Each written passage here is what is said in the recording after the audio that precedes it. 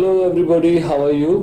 ਅੱਜ ਅਸੀਂ ਕਰਨ ਜਾ ਰਹੇ ਹਾਂ ਲੈਸਨ 3 ਦ ਏਜਡ ਮਦਰ, ਇੱਕ ਬੁੱਢੀ ਮਾਂ। ਸੋ ਇਸ ਤੋਂ ਪਹਿਲਾਂ ਕਿ ਇਸ ਬਿਊਟੀਫੁਲ ਸਟੋਰੀ ਨੂੰ ਪੜ੍ਹਨਾ ਸ਼ੁਰੂ ਕਰੀਏ, ਆਓ ਇਸ ਵਿੱਚ ਆਏ ਕੁਝ ਡਿਫਿਕਲਟ ਵਰਡਸ ਨੂੰ ਆਸਾਨ ਕਰੀਏ। Okay, let's start. ਡੈਸਪੋਟਿਕ ਹੁੰਦਾ ਨਿਰੰਕੁਸ਼, ਕਿ ਉਹ ਬੰਦਾ ਜਿਸ ਉੱਤੇ ਕੋਈ ਅੰਕੁਸ਼ ਨਾ ਹੋਵੇ, ਜਿਸ ਉੱਤੇ ਕੋਈ ਰੋਕ ਟੋਕ ਨਾ ਹੋਵੇ, ਜਿਹਨੂੰ ਅਸੀਂ ਤਾਨਾਸ਼ਾਹ ਕਹਿੰਦੇ ਆ। ਠੀਕ ਹੈ, ਸੋ ਐਸਾ ਰਾਜਾ ਜੋ ਨਿਰੰਕੁਸ਼ ਹੋਵੇ ਉਹਨੂੰ ਕਹਿੰਦੇ ਆ ਡੈਸਪੋਟਿਕ। ਸਜੈਸਟਿਵ ਹੁੰਦਾ ਸੂਚਕ, ਭਾਵ ਐਸੀ ਕੋਈ ਗੱਲ, ਐਸੀ ਕੋਈ ਚੀਜ਼ ਜੋ ਕਿਸੇ ਚੀਜ਼ ਵੱਲ ਸੰਕੇਤ ਕਰੇ, ਕਿਸੇ ਚੀਜ਼ ਦੀ ਸੂਚਨਾ ਦੇਵੇ, ਉਹਨੂੰ ਆਪਾਂ ਕਹਿੰਦੇ ਆ ਸਜੈਸਟਿਵ। ਨੈਕਸਟ ਹੈ ਫੇਲਿੰਗ ਹੁੰਦਾ ਕਮੀ, ਅਸਫਲਤਾ, ਘਾਟ।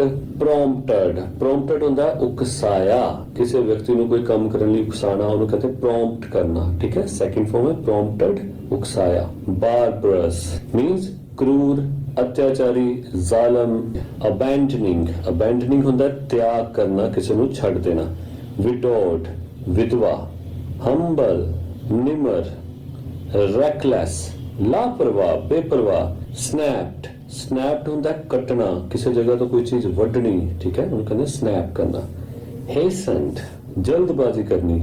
ਬਲੇਜ਼ ਮੀਨਸ ਚਮਕਣਾ, ਕਿਸੇ ਚੀਜ਼ ਦੀ ਚਮਕ, ਕਿਸੇ ਚੀਜ਼ ਦੀ ਰੋਸ਼ਨੀ, ਉਹਨੂੰ ਕਹਿੰਦੇ ਆ ਬਲੇਜ਼। ਅਬੋਲਿਸ਼ਡ ਖਤਮ ਕੀਤਾ।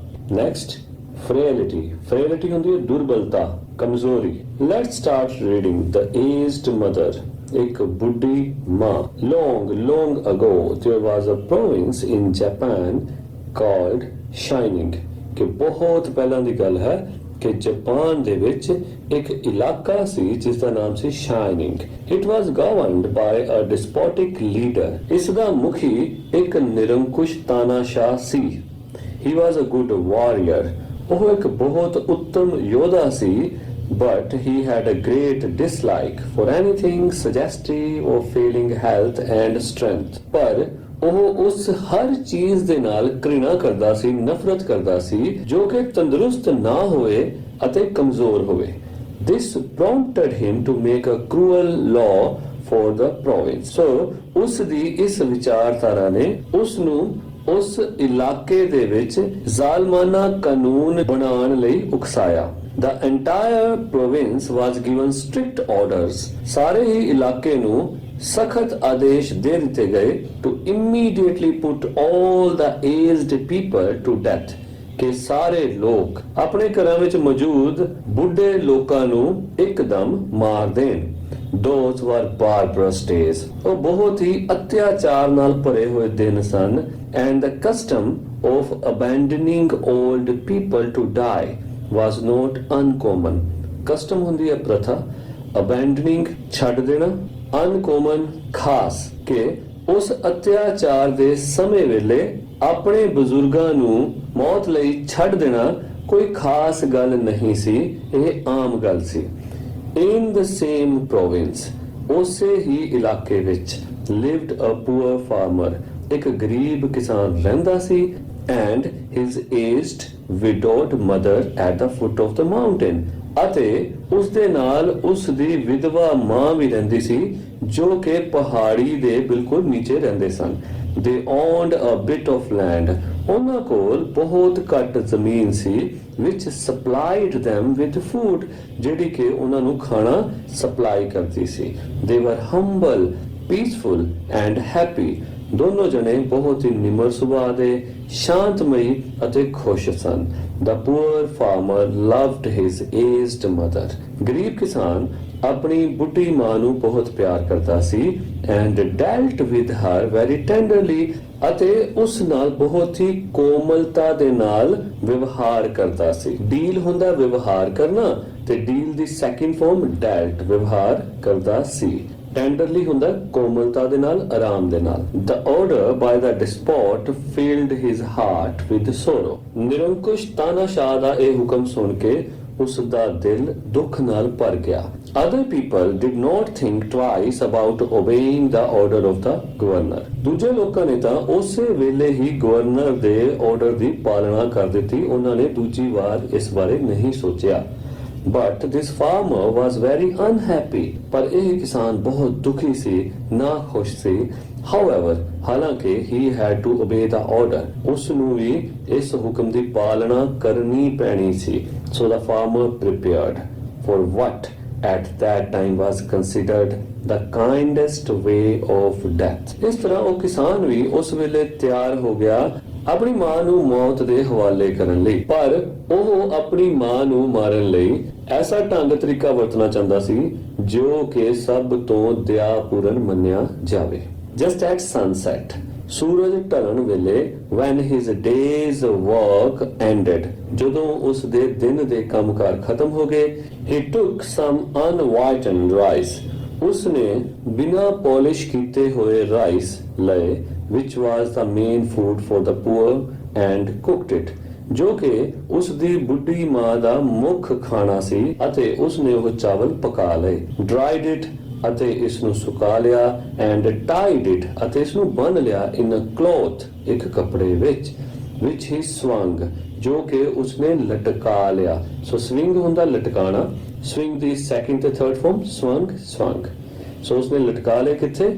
in a bundle around his neck, ਇੱਕ ਬੰਡਲ ਵਿੱਚ ਬੰਨ ਕੇ ਆਪਣੇ ਗਰਦਨ ਦੇ ਦੁਆਲੇ ਉਸ ਨੂੰ ਲਟਕਾ ਲਿਆ, and started on his painful journey up the mountain, ਅਤੇ ਉਸ ਦੇ ਪਹਾੜੀ ਤੇ ਚੜ੍ਹਨ ਦੀ ਆਪਣੀ ਦੁਖਦਾਇਕ ਯਾਤਰਾ ਸ਼ੁਰੂ ਕੀਤੀ. The road was long and steep, ਸੜਕ ਲੰਬੀ ਸੀ ਅਤੇ ਖੜੀ ਸੀ, ਭਾਵ ਉਸ ਦੀ ਢਲਾਨ ਕਾਫੀ ਜ਼ਿਆਦਾ ਸੀ, ਉਸ ਨੂੰ ਚੜ੍ਹਨਾ ਔਖਾ ਸੀ. The narrow road was crossed and recrossed by many paths made by hunters and the woodcutters, ਅਤੇ ਉਸ ਤੰਗ ਸੜਕ ਦੇ ਵਿੱਚੋਂ ਕਈ ਹੋਰ ਰਾਹ ਨਿਕਲਦੇ ਸਨ ਅਤੇ ਉਸ ਨੂੰ ਕਈ ਹੋਰ ਰਾਹ ਕੱਟਦੇ ਸਨ ਜੋ ਕਿ ਸ਼ਿਕਾਰੀਆਂ ਅਤੇ ਲੱਕੜਹਾਰਿਆਂ ਨੇ ਬਣਾਏ ਸਨ.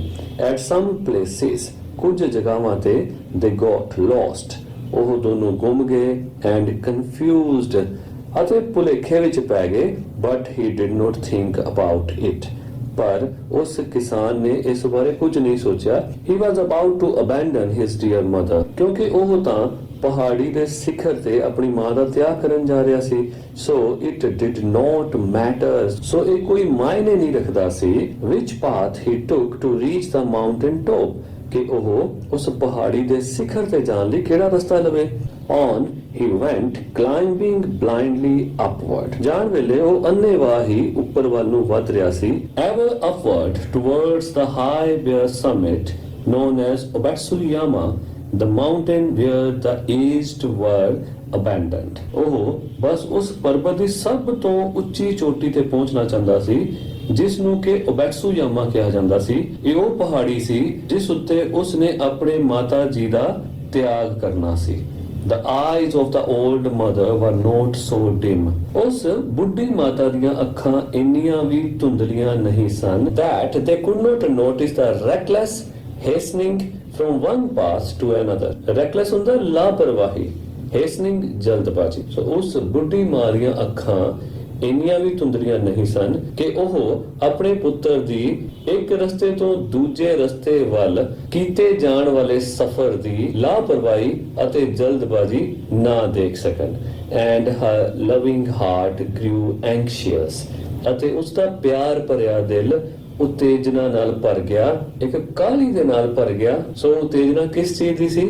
Her son did not know many paths of the mountains, ਕਿ ਉਹਨੂੰ ਪਤਾ ਸੀ ਕਿ ਉਸ ਦੇ ਲੜਕੇ ਨੂੰ ਤਾਂ ਇਸ ਪਹਾੜੀ ਦੇ ਕਾਫੀ ਸਾਰੇ ਰਸਤਿਆਂ ਦਾ ਤਾਂ ਪਤਾ ਹੀ ਨਹੀਂ. And his return might be dangerous, ਅਤੇ ਉਸ ਦਾ ਵਾਪਸ ਆਣਾ ਬਹੁਤ ਖਤਰਨਾਕ ਹੋ ਜਾਏਗਾ. So she stretched forth her hand, ਇਸ ਲਈ ਉਸਨੇ ਆਪਣੇ ਹੱਥ ਅੱਗੇ ਵੱਲ ਨੂੰ ਵਧਾਏ. And snapped twigs, snapped ਹੁੰਦਾ ਤੋੜ ਲੈਣਾ, twigs ਹੁੰਦੀਆਂ ਟਾਹਣੀਆਂ, ਅਤੇ ਉਸਨੇ ਆਪਣੇ ਹੱਥਾਂ ਨੂੰ ਅੱਗੇ ਵੱਲ ਵਧਾ ਕੇ ਰਸਤੇ ਵਿੱਚ ਆ ਰਹੀਆਂ ਟਾਹਣੀਆਂ ਨੂੰ ਤੋੜਿਆ. ਕਿੱਥੋਂ? From bushes as they passed. Bushes ਹੁੰਦੀਆਂ ਝਾੜੀਆਂ, ਤਾਂ ਉਹ ਰਸਤੇ ਵਿੱਚ ਆ ਰਹੀਆਂ ਝਾੜੀਆਂ ਵਿੱਚੋਂ ਕੁਝ ਕੁ ਟਾਹਣੀਆਂ ਤੋੜਨ ਲੱਗ ਪਈ. She quietly dropped a handful, ਅਤੇ ਉਹ ਕੁਝ ਕੁ ਟਾਹਣੀਆਂ ਨੂੰ ਰਸਤੇ ਵਿੱਚ ਬੜੇ ਆਰਾਮ ਦੇ ਨਾਲ ਗੇਰਦੀ ਰਹੀ, ਚੁੱਪ-ਚੁਪੀਤੇ ਗੇਰਦੀ ਰਹੀ. Every few steps of the way, ਰਸਤੇ ਦੇ ਵਿੱਚ ਥੋੜੇ ਥੋੜੇ ਕਦਮਾਂ ਦੇ ਬਾਅਦ. So that as they climbed, ਤਾਂ ਕਿ ਜਿੱਦਾਂ ਉਹ ਚੜ੍ਹਾਈ ਚੜ੍ਹ ਰਹੇ ਹਨ, the narrow path behind them was dotted with tiny piles of twigs, ਤਾਂ ਜਿਹੜਾ ਇਹ ਤੰਗ ਰਸਤਾ ਹੈ ਇਸ ਦੀ ਨਿਸ਼ਾਨਦੇਹੀ ਕਰ ਦਿੱਤੀ ਜਾਵੇ ਛੋਟੀਆਂ-ਛੋਟੀਆਂ ਲੱਕੜੀ ਦੇ ਟੁਕੜਿਆਂ ਦੇ ਢੇਰ ਦੇ ਨਾਲ। At last, ਅੰਤ ਵਿੱਚ the summit was reached, ਪਹਾੜੀ ਦੀ ਚੜ੍ਹਾਈ ਚੜ੍ਹ ਲਈ ਗਈ। weary and heartsick, weary ਹੁੰਦਾ ਥੱਕਿਆ ਹੋਇਆ, heartsick ਹੁੰਦਾ ਉਦਾਸ। ਸੋ ਥਕੇ ਹੋਏ ਅਤੇ ਉਦਾਸ ਕਿਸਾਨ ਨੇ the youth gently released his burden, youth ਜਵਾਨ, ਸੋ ਉਸ ਜਵਾਨ ਕਿਸਾਨ ਨੇ gently ਹੁੰਦਾ ਆਰਾਮ ਦੇ ਨਾਲ, released ਹੁੰਦਾ ਅਲੱਗ ਕੀਤਾ, burden ਹੁੰਦਾ ਭਾਰ, ਸਾਇਲੈਂਟਲੀ ਹੁੰਦਾ ਬਿਨਾ ਕੁਝ ਕਹੇ। ਸੋ ਜਵਾਨ ਕਿਸਾਨ ਨੇ ਆਪਣੀ ਬੁੱਢੀ ਮਾਂ ਦਾ ਭਾਰ ਬੜੇ ਹੀ ਆਰਾਮ ਦੇ ਨਾਲ ਆਪਣੇ ਤੋਂ ਅਲੱਗ ਕੀਤਾ ਅਤੇ ਚੁੱਪ ਚਪੀਤੇ prepared a place of comfort, ਇੱਕ ਆਰਾਮ ਵਾਲੀ ਜਗ੍ਹਾ ਤਿਆਰ ਕੀਤੀ as his last duty to the loved one, ਜਿੱਦਾਂ ਕਿ ਇਹ ਉਸ ਦਾ ਇੱਕ ਆਖਰੀ ਫਰਜ਼ ਸੀ ਕਿ ਆਪਣੀ ਮਾਂ ਨੂੰ ਇੱਕ ਆਰਾਮ ਵਾਲੀ ਜਗ੍ਹਾ ਦੇ ਉੱਤੇ ਬਿਠਾ ਕੇ ਚਲੇ ਜਾਣਾ। ਗੈਦਰਿੰਗ ਇਕੱਠੇ ਕੀਤੇ, fallen pine needles, pine needles ਹੁੰਦੇ ਨੇ ਦੇਵ ਦਰਖਤ ਦੇ ਪੱਤੇ ਜੋ ਕਿ ਸੂਈਆਂ ਦੇ ਆਕਾਰ ਦੇ ਹੁੰਦੇ ਹਨ। ਸੋ ਉਸਨੇ ਗਿਰੇ ਹੋਏ ਦੇਵ ਦਰਖਤ ਦੇ ਪੱਤੇ ਇਕੱਠੇ ਕੀਤੇ। he made a soft cushion, ਉਸਨੇ ਉਹਨਾਂ ਦਾ ਇੱਕ ਮੁਲਾਇਮ ਸਰਾਣਾ ਬਣਾਇਆ and tenderly lifted his old mother onto it, ਅਤੇ ਉਸਨੇ ਆਪਣੀ ਮਾਤਾ ਨੂੰ ਚੱਕ ਕੇ ਉਸ ਉੱਤੇ ਬਿਠਾ ਦਿੱਤਾ। he wrapped her padded coat, wrapped ਹੁੰਦਾ ਲਪੇਟਿਆ, ਪੈਡਡ ਹੁੰਦਾ ਗੁਦਗੁਦਾ, ਭਾਵ ਜਿਸ ਵਿੱਚ ਰੂਹ ਭਰੀ ਹੋਵੇ। ਸੋ ਉਸਨੇ ਆਪਣੀ ਮਾਂ ਦਾ ਰੂਹ ਦੇ ਨਾਲ ਭਰਿਆ ਹੋਇਆ ਕੋਟ ਆਪਣੀ ਮਾਂ ਦੇ ਝੁਕੇ ਹੋਏ ਮੋਢਿਆਂ ਦੇ ਕੋਲ ਰੱਖ ਦਿੱਤਾ and with tearful eyes, ਅਤੇ ਨਮ ਅੱਖਾਂ ਦੇ ਨਾਲ and an aching heart, ਅਤੇ ਦਰਦ ਨਾਲ ਭਰੇ ਹੋਏ ਦਿਲ ਦੇ ਨਾਲ he bade farewell to his mother, ਉਸਨੇ ਆਪਣੀ ਮਾਂ ਨੂੰ ਅਲਵਿਦਾ ਕਿਹਾ। The trembling voice of his mother was full of unselfish love, ਕੰਬਦੀ ਹੋਈ ਉਸ ਦੀ ਮਾਂ ਦੀ ਆਵਾਜ਼ ਦੇ ਵਿੱਚ ਇੱਕ ਨਿਸਵਾਰਥ ਪਿਆਰ ਦੀ ਝਲਕ ਸੀ। as she gave her last instructions, ਜਦੋਂ ਉਸ ਕੰਬਦੀ ਹੋਈ ਆਵਾਜ਼ ਦੇ ਵਿੱਚ ਉਸਨੇ ਆਪਣੀਆਂ ਆਖਰੀ ਹਦਾਇਤਾਂ ਆਪਣੇ ਮੁੰਡੇ ਨੂੰ ਦਿੱਤੀਆਂ। let not thine eyes be blinded my son, ਕਿ ਇਦਾਂ ਨਾ ਹੋਵੇ ਕਿ ਤੇਰੀਆਂ ਅੱਖਾਂ ਅੰਨੀਆਂ ਹੋ ਜਾਣ ਮੇਰੇ ਪਿਆਰੇ ਬੇਟੇ। ਸੋ ਇੱਥੇ ਉਹ ਬੁੱਢੀ ਮਾਂ ਕਹਿਣਾ ਚਾਹੁੰਦੀ ਹੈ ਕਿ ਇਦਾਂ ਨਾ ਹੋਵੇ ਕਿ ਵਾਪਸੀ ਤੈਨੂੰ ਘਰ ਜਾਣ ਦਾ ਰਸਤਾ ਹੀ ਭੁੱਲ ਜਾਵੇ। The mountain road is full of dangers, ਪਹਾੜੀ ਸੜਕ ਬਹੁਤ ਹੀ ਖਤਰਿਆਂ ਦੇ ਨਾਲ ਭਰੀ ਹੋਈ ਹੈ। The mountain road is full of dangers, ਪਹਾੜੀ ਦੀ ਸੜਕ ਖਤਰਿਆਂ ਦੇ ਨਾਲ ਭਰੀ ਪਈ ਹੈ। Look carefully, ਧਿਆਨ ਨਾਲ ਦੇਖਦਾ ਜਾਈਂ and follow the path, ਅਤੇ ਉਹੀ ਰਸਤੇ ਨੂੰ ਫੋਲੋ ਕਰੀ, ਉਸੇ ਰਸਤੇ ਤੇ ਚੱਲੀ where you see piles of twigs, piles ਹੁੰਦੇ ਢੇਰ, twigs ਹੁੰਦੀਆਂ ਟਾਹਣੀਆਂ। ਸੋ ਜਿਹੜੇ ਰਾਹ ਤੇ ਤੂੰ ਟਾਹਣੀਆਂ ਦੇ ਢੇਰ ਦੇਖੇ ਉਸੇ ਰਾਹ ਤੇ ਚੱਲੀ। they will guide you to the familiar path farther down, ਇਹ ਟਾਹਣੀਆਂ ਦਾ ਢੇਰ ਤੈਨੂੰ ਤੇਰੇ ਮਨ ਚਾਹੇ ਰਸਤੇ ਵੱਲ ਗਾਈਡ ਕਰੇਗਾ, ਦਿਸ਼ਾ ਨਿਰਦੇਸ਼ ਦੇਗਾ ਕਿ ਤੂੰ ਇਸ ਰਸਤੇ ਵੱਲ ਜਾਣਾ ਹੈ ਦੂਰ ਤੱਕ। The son's surprised eyes looked back over the path, ਹੈਰਾਨੀ ਨਾਲ ਭਰੀਆਂ ਹੋਈਆਂ ਅੱਖਾਂ ਦੇ ਨਾਲ ਬੇਟੇ ਨੇ ਉਸ ਰਸਤੇ ਵੱਲ ਤੱਕਿਆ।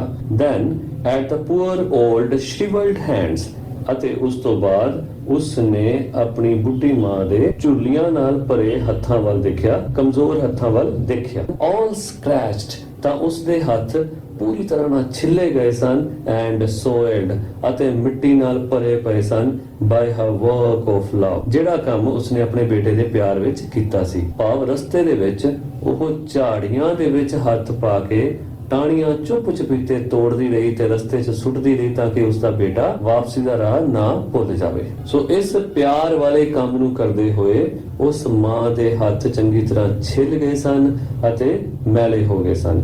his heart broke within, ਤੇ ਸਭ ਕੁਝ ਦੇਖ ਕੇ ਉਸ ਨੌਜਵਾਨ ਮੁੰਡੇ ਦਾ ਦਿਲ ਟੁੱਟ ਗਿਆ।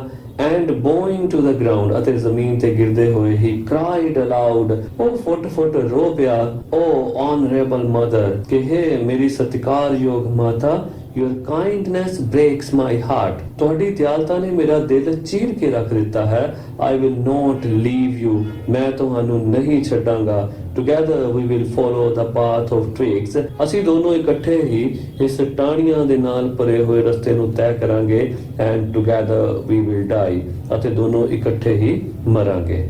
Once more he shouldered his mother. ਇੱਕ ਵਾਰ ਫਿਰ ਤੋਂ ਉਸਨੇ ਆਪਣੇ ਮਾਤਾ ਜੀ ਨੂੰ ਆਪਣੇ ਮੋਢਿਆਂ ਤੇ ਚੱਕ ਲਿਆ and hastened down the path to their little hut. ਅਤੇ ਆਪਣੀ ਛੋਟੀ ਝੌਂਪੜੀ ਦੇ ਰਸਤੇ ਵੱਲ ਕਾਹਲੀ ਦੇ ਨਾਲ ਤੁਰ ਪਿਆ. In the valley, ਉਸ ਘਾਟੀ ਦੇ ਵਿੱਚ. Beneath their kitchen floor.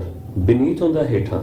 ਤਾਂ ਉਸ ਦੇ ਘਰ ਦੀ ਰਸੋਈ ਦੇ ਫਰਸ਼ ਦੇ ਹੇਠਾਂ was a walled closet. ਕਲੋਜ਼ਟ ਹੁੰਦਾ ਗੁਪਤ ਕਮਰਾ, ਜਿਹਨੂੰ ਆਪਾਂ ਕੋਠੜੀ ਵੀ ਕਹਿ ਦਿੰਦੇ ਆ. ਇੱਕ ਦੀਵਾਰਾਂ ਦੇ ਨਾਲ ਬਣੀ ਹੋਈ ਗੁਪਤ ਕੋਠੜੀ ਸੀ, ਭਾਵੇਂ ਗੁਪਤ ਕਮਰਾ ਸੀ ਫॉर ਫੂਡ. ਤੇ ਉਹ ਕਮਰਾ ਉਹਨਾਂ ਨੇ ਅਨਾਜ ਰੱਖਣ ਲਈ ਬਣਾਇਆ ਸੀ. which was covered, ਜੋ ਕਿ ਢਕਿਆ ਹੋਇਆ ਸੀ and hidden from view, ਅਤੇ ਨਜ਼ਰਾਂ ਤੋਂ ਪਰੇ ਸੀ. there the sun hid his mother. ਉੱਥੇ ਉਸਨੇ ਆਪਣੀ ਮਾਤਾ ਜੀ ਨੂੰ ਛੁਪਾ ਲਿਆ. supplying her with everything she needed. ਅਤੇ ਉਹਨਾਂ ਨੂੰ ਹਰ ਚੀਜ਼ ਮੁਹੱਈਆ ਕਰਵਾਈ ਜਿਸ ਦੀ ਉਹਨਾਂ ਨੂੰ ਲੋੜ ਸੀ. continually watching and fearing. ਅਤੇ ਉਹ ਉਸ ਨੂੰ ਲਗਾਤਾਰ ਵਾਚ ਕਰਦਾ ਰਹਿੰਦਾ ਤੇ ਨਾਲ ਡਰਦਾ ਵੀ ਰਹਿੰਦਾ. ਡਰ ਕਾਹਦਾ ਸੀ ਕਿ she would be discovered, ਕਿ ਉਹ ਕਿਤੇ ਡਿਸਕਵਰ ਨਾ ਹੋ ਜਾਏ, ਕਿਤੇ ਕੋਈ ਉਹਨਾਂ ਨੂੰ ਲੱਭ ਨਾ ਲਵੇ. time passed. ਸਮਾਂ ਬੀਤਦਾ ਗਿਆ and he was beginning to feel safe. ਤੇ ਸਮੇਂ ਦੇ ਬੀਤਣ ਨਾਲ ਉਸ ਨੇ ਸੁਰੱਖਿਅਤ ਮਹਿਸੂਸ ਕਰਨਾ ਸ਼ੁਰੂ ਕਰ ਦਿੱਤਾ. when again the governor sent forth messengers. sent forth ਹੁੰਦਾ ਅੱਗੇ ਭੇਜਣਾ. messengers ਆਪਣੇ ਸੰਦੇਸ਼ ਦੇਣ ਵਾਲਿਆਂ ਨੂੰ. ਕਿ ਜਦੋਂ ਉਸਨੇ ਸੁਰੱਖਿਅਤ ਆਪਣੇ ਆਪ ਨੂੰ ਫੀਲ ਕਰਨਾ ਸ਼ੁਰੂ ਕੀਤਾ ਤਾਂ ਉਸੇ ਵੇਲੇ ਹੀ ਗਵਰਨਰ ਨੇ ਆਪਣੇ ਸੰਦੇਸ਼ ਦੇਣ ਵਾਲਿਆਂ ਨੂੰ ਅੱਗੇ ਭੇਜਿਆ. bearing an unreasonable order. bearing ਯਾਨੀ ਉਹਨਾਂ ਦੇ ਕੋਲ ਸੀ. unreasonable ਅਨੁਚਿਤ, ਭਾਵ ਜੋ ਉਚਿਤ ਨਾ ਹੋਵੇ. ਸੋ ਉਹਨਾਂ ਕੋਲ ਇੱਕ ਅਨੁਚਿਤ ਆਰਡਰ ਸੀ, ਹੁਕਮ ਸੀ. seemingly as a boast of his power. seemingly ਮਤਲਬ ਪ੍ਰਤੀਤ ਹੁੰਦਾ ਸੀ.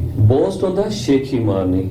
ਕਿ ਉਹ ਆਰਡਰ ਏਦਾਂ ਦਾ ਲੱਗਦਾ ਸੀ ਕਿ ਜਿੱਦਾਂ ਉਹ ਉਸ ਹੁਕਮ ਦੇ ਨਾਲ ਉਹ ਆਪਣੀ ਸ਼ਕਤੀ ਦੀ ਸ਼ੇਖੀ ਮਾਰ ਰਿਹਾ ਹੋਵੇ, ਵਿਖਾਵਾ ਕਰ ਰਿਹਾ ਹੋਵੇ. His demand was that, ਉਸ ਦੀ ਡਿਮਾਂਡ ਸੀ, ਉਸ ਦੀ ਮੰਗ ਸੀ. His subjects.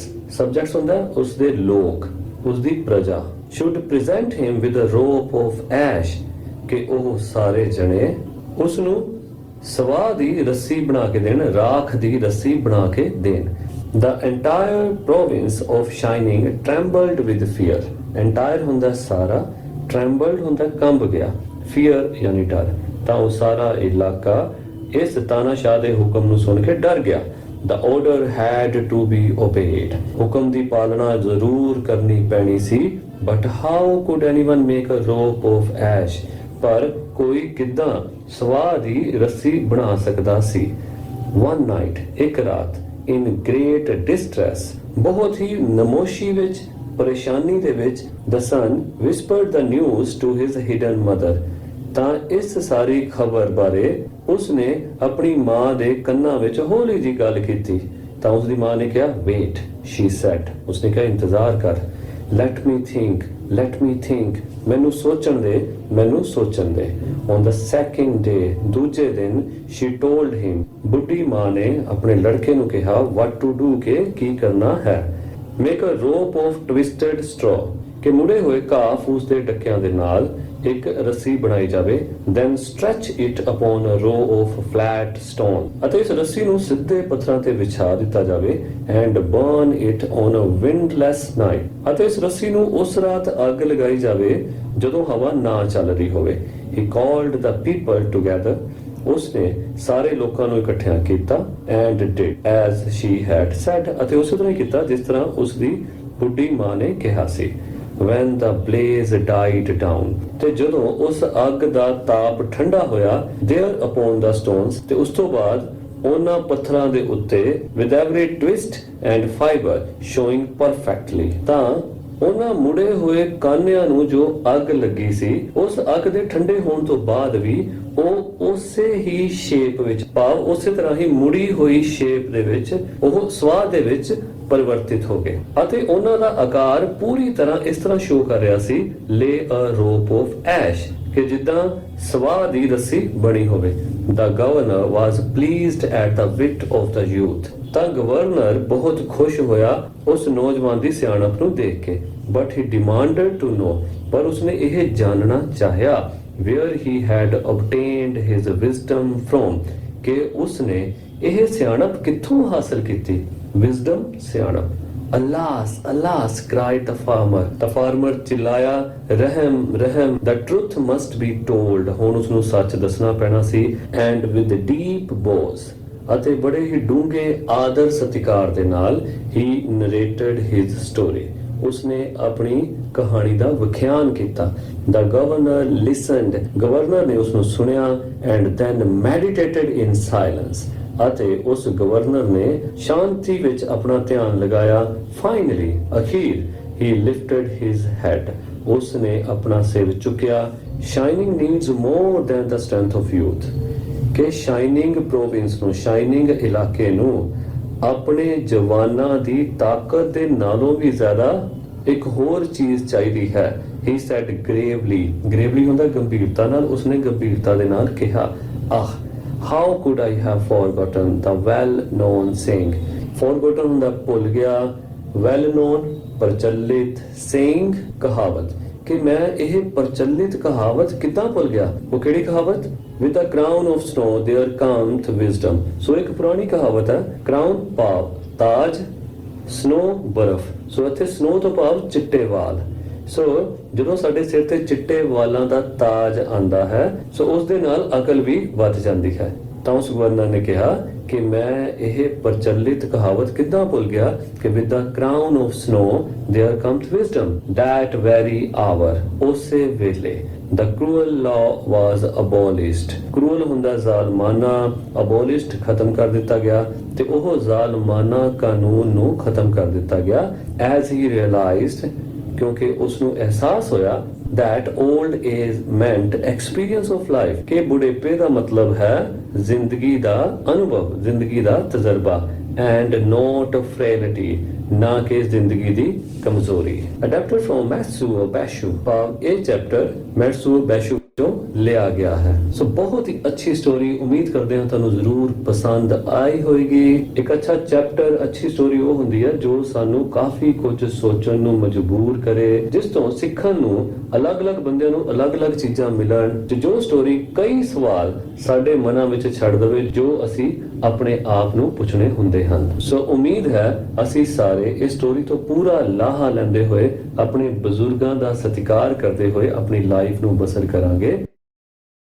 The activity second, let's start. Put a tick on the option that brings out the meaning of the underlined word. So ਅਸੀਂ ਇਹ ਕਰਨਾ ਕੀ ਹੈ ਕਿ ਜੋ ਸਟੇਟਮੈਂਟਸ ਦਿੱਤੀਆਂ ਹੋਈਆਂ ਫਰਸਟ, ਸੈਕਿੰਡ, ਥਰਡ, ਅਤੇ ਹਰ ਸਟੇਟਮੈਂਟ ਵਿੱਚ ਇੱਕ ਅੰਡਰਲਾਈਨਡ ਵਰਡ ਹੈ ਜਿਸ ਦੇ ਮੀਨਿੰਗ ਦੀਆਂ ਦੋ ਆਪਸ਼ਨਸ ਅੱਗੇ ਦਿੱਤੀਆਂ ਹੋਈਆਂ ਹਨ।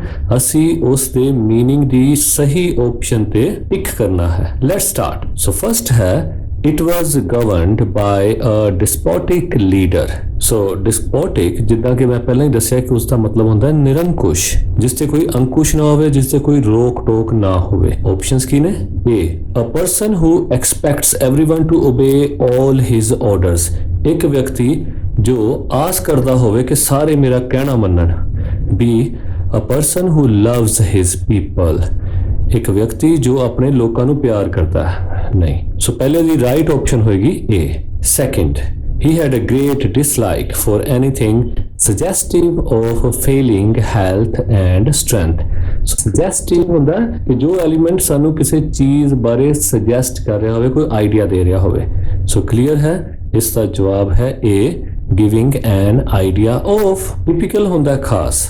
Third, this prompted him, prompt ਹੁੰਦਾ ਉਕਸਾਣਾ, second form prompted, ਉਕਸਾਇਆ। this prompted him to make a cruel law for the province. ਇਸ ਨੇ ਉਸ ਨੂੰ ਉਕਸਾਇਆ ਕਿ ਉਹ ਆਪਣੇ ਇਲਾਕੇ ਵਿੱਚ ਇੱਕ ਜ਼ਾਲਮਾਨਾ ਕਾਨੂੰਨ ਬਣਾਏ। ਦੋ ਆਪਸ਼ਨਸ ਕੀ ਨੇ? encouraged टू डू समथिंग कि कुछ करन लई हौसला देना। सेकंड की है मेड अ रूल कि एक रूल बनाना। सो सही ऑप्शन की होगी A, encouraged to do something. Fourth, those were barbarous days. Barbarous होंदे ने बहुत अत्याचार नाल भरे हुए। सो दो ऑप्शंस है अनसिविलाइज्ड ते crude. So the right option है अनसिविलाइज्ड, भाव अशिष्टता नाल भरे हुए ते अनैतिकता दे नाल भरे हुए। Fifth, the custom of abandoning old people to die was not uncommon। ਹੁਣ ਇੱਥੇ abandoning ਦਾ ਮਤਲਬ ਦੱਸਣਾ ਹੈ। abandon ਦਾ ਮਤਲਬ ਹੁੰਦਾ ਛੱਡ ਦੇਣਾ, ਤਿਆਗ ਕਰ ਦੇਣਾ। ਸੋ ਆਪਸ਼ਨ ਏ ਕੀ ਹੈ ਟੂ ਲੀਵ ਔਰ ਡੈਜ਼ਰਟ, ਇਹਦਾ ਮਤਲਬ ਵੀ ਹੁੰਦਾ ਛੱਡ ਦੇਣਾ, ਤਿਆਗ ਕਰ ਦੇਣਾ। ਸੈਕਿੰਡ ਆਪਸ਼ਨ ਹੈ ਟੂ ਡਿਸਕੰਟੀਨਿਊ ਕਿ ਜਾਰੀ ਰੱਖਣਾ, ਛੱਡ ਦੇਣਾ। ਸੋ ਇਹਦੀ ਸਹੀ ਆਪਸ਼ਨ ਹੈ ਏ। ਸਿਕਸਥ, द नैरो रोड, ਹੁਣ ਇਹ ਨੈਰੋ ਦਾ ਮਤਲਬ ਦੱਸਣਾ। ਨੈਰੋ ਦਾ ਮਤਲਬ ਹੁੰਦਾ ਤੰਗ। The narrow road was crossed and recrossed many paths made by the hunter and the woodcutters। ਕਿ ਤੰਗ ਗਲੀ ਕਈ ਰਸਤਿਆਂ ਵਿੱਚੋਂ ਵੀ ਲੰਘਦੀ ਸੀ ਅਤੇ ਕਈ ਰਸਤੇ ਉਹਦੇ ਵਿੱਚੋਂ ਵੀ ਲੰਘਦੇ ਸੀ ਜੋ ਕਿ ਸ਼ਿਕਾਰੀਆਂ ਅਤੇ ਲੱਕੜਹਾਰਿਆਂ ਨੇ ਬਣਾਏ ਹੋਏ ਸੀ। ਸੋ ਆਪਸ਼ਨਸ ਕੀ ਹਨ? ਏ small width, small ਹੁੰਦਾ ਛੋਟੀ ਤੇ width ਚੌੜਾਈ, ਸੋ ਜਿਹਦੀ ਚੌੜਾਈ ਘੱਟ ਹੋਵੇ।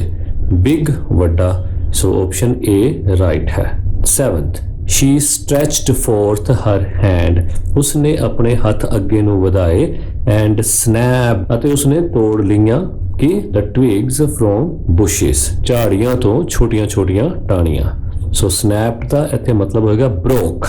Okay, seventh the A. eighth, his demand was that his subjects, ਹੁਣ ਇੱਥੇ subjects ਦਾ ਮਤਲਬ ਹੈ ਪ੍ਰਜਾ, ਲੋਕ, should present him with a rope of ash। ਉਹਦੀ ਡਿਮਾਂਡ ਸੀ ਕਿ ਉਸਦੇ ਲੋਕ ਉਸ ਨੂੰ ਸਵਾਹ ਦੀ ਰੱਸੀ ਬਣਾ ਕੇ ਪ੍ਰੈਜ਼ੈਂਟ ਕਰਨ, ਉਹਦੇ ਸਾਹਮਣੇ ਪੇਸ਼ ਕਰਨ। ਸੋ 8th ਦੀ ਰਾਈਟ ਆਪਸ਼ਨ ਕੀ ਹੋਗੀ? People. 9th, that very hour the cruel law was abolished। So abolished ਹੁੰਦਾ ਖਤਮ ਕਰ ਦੇਣਾ। ਸੋ 9th ਦੀ ਰਾਈਟ ਆਪਸ਼ਨ ਕੀ ਹੋਗੀ? came to an end। ਠੀਕ ਹੈ। ਸੈਕਿੰਡ ਆਪਸ਼ਨ ਹੈ destroyed। destroyed ਦਾ ਮਤਲਬ ਹੁੰਦਾ ਤਬਾਹ ਕਰ ਦੇਣਾ। ਸੋ ਤਬਾਹ ਕਰਨ ਦਾ ਮਤਲਬ ਇਹ ਨਹੀਂ ਹੈ ਕਿ ਉਹ ਖਤਮ ਹੋ ਗਈ ਹੋਵੇ, ਤਬਾਹ ਦਾ ਮਤਲਬ ਹੈ ਕਿ ਉਹਨੂੰ ਬਹੁਤ ਜ਼ਿਆਦਾ ਨੁਕਸਾਨ ਹੋ ਗਿਆ। ਠੀਕ। 10th, he realized that old age meant experience of life and not frailty।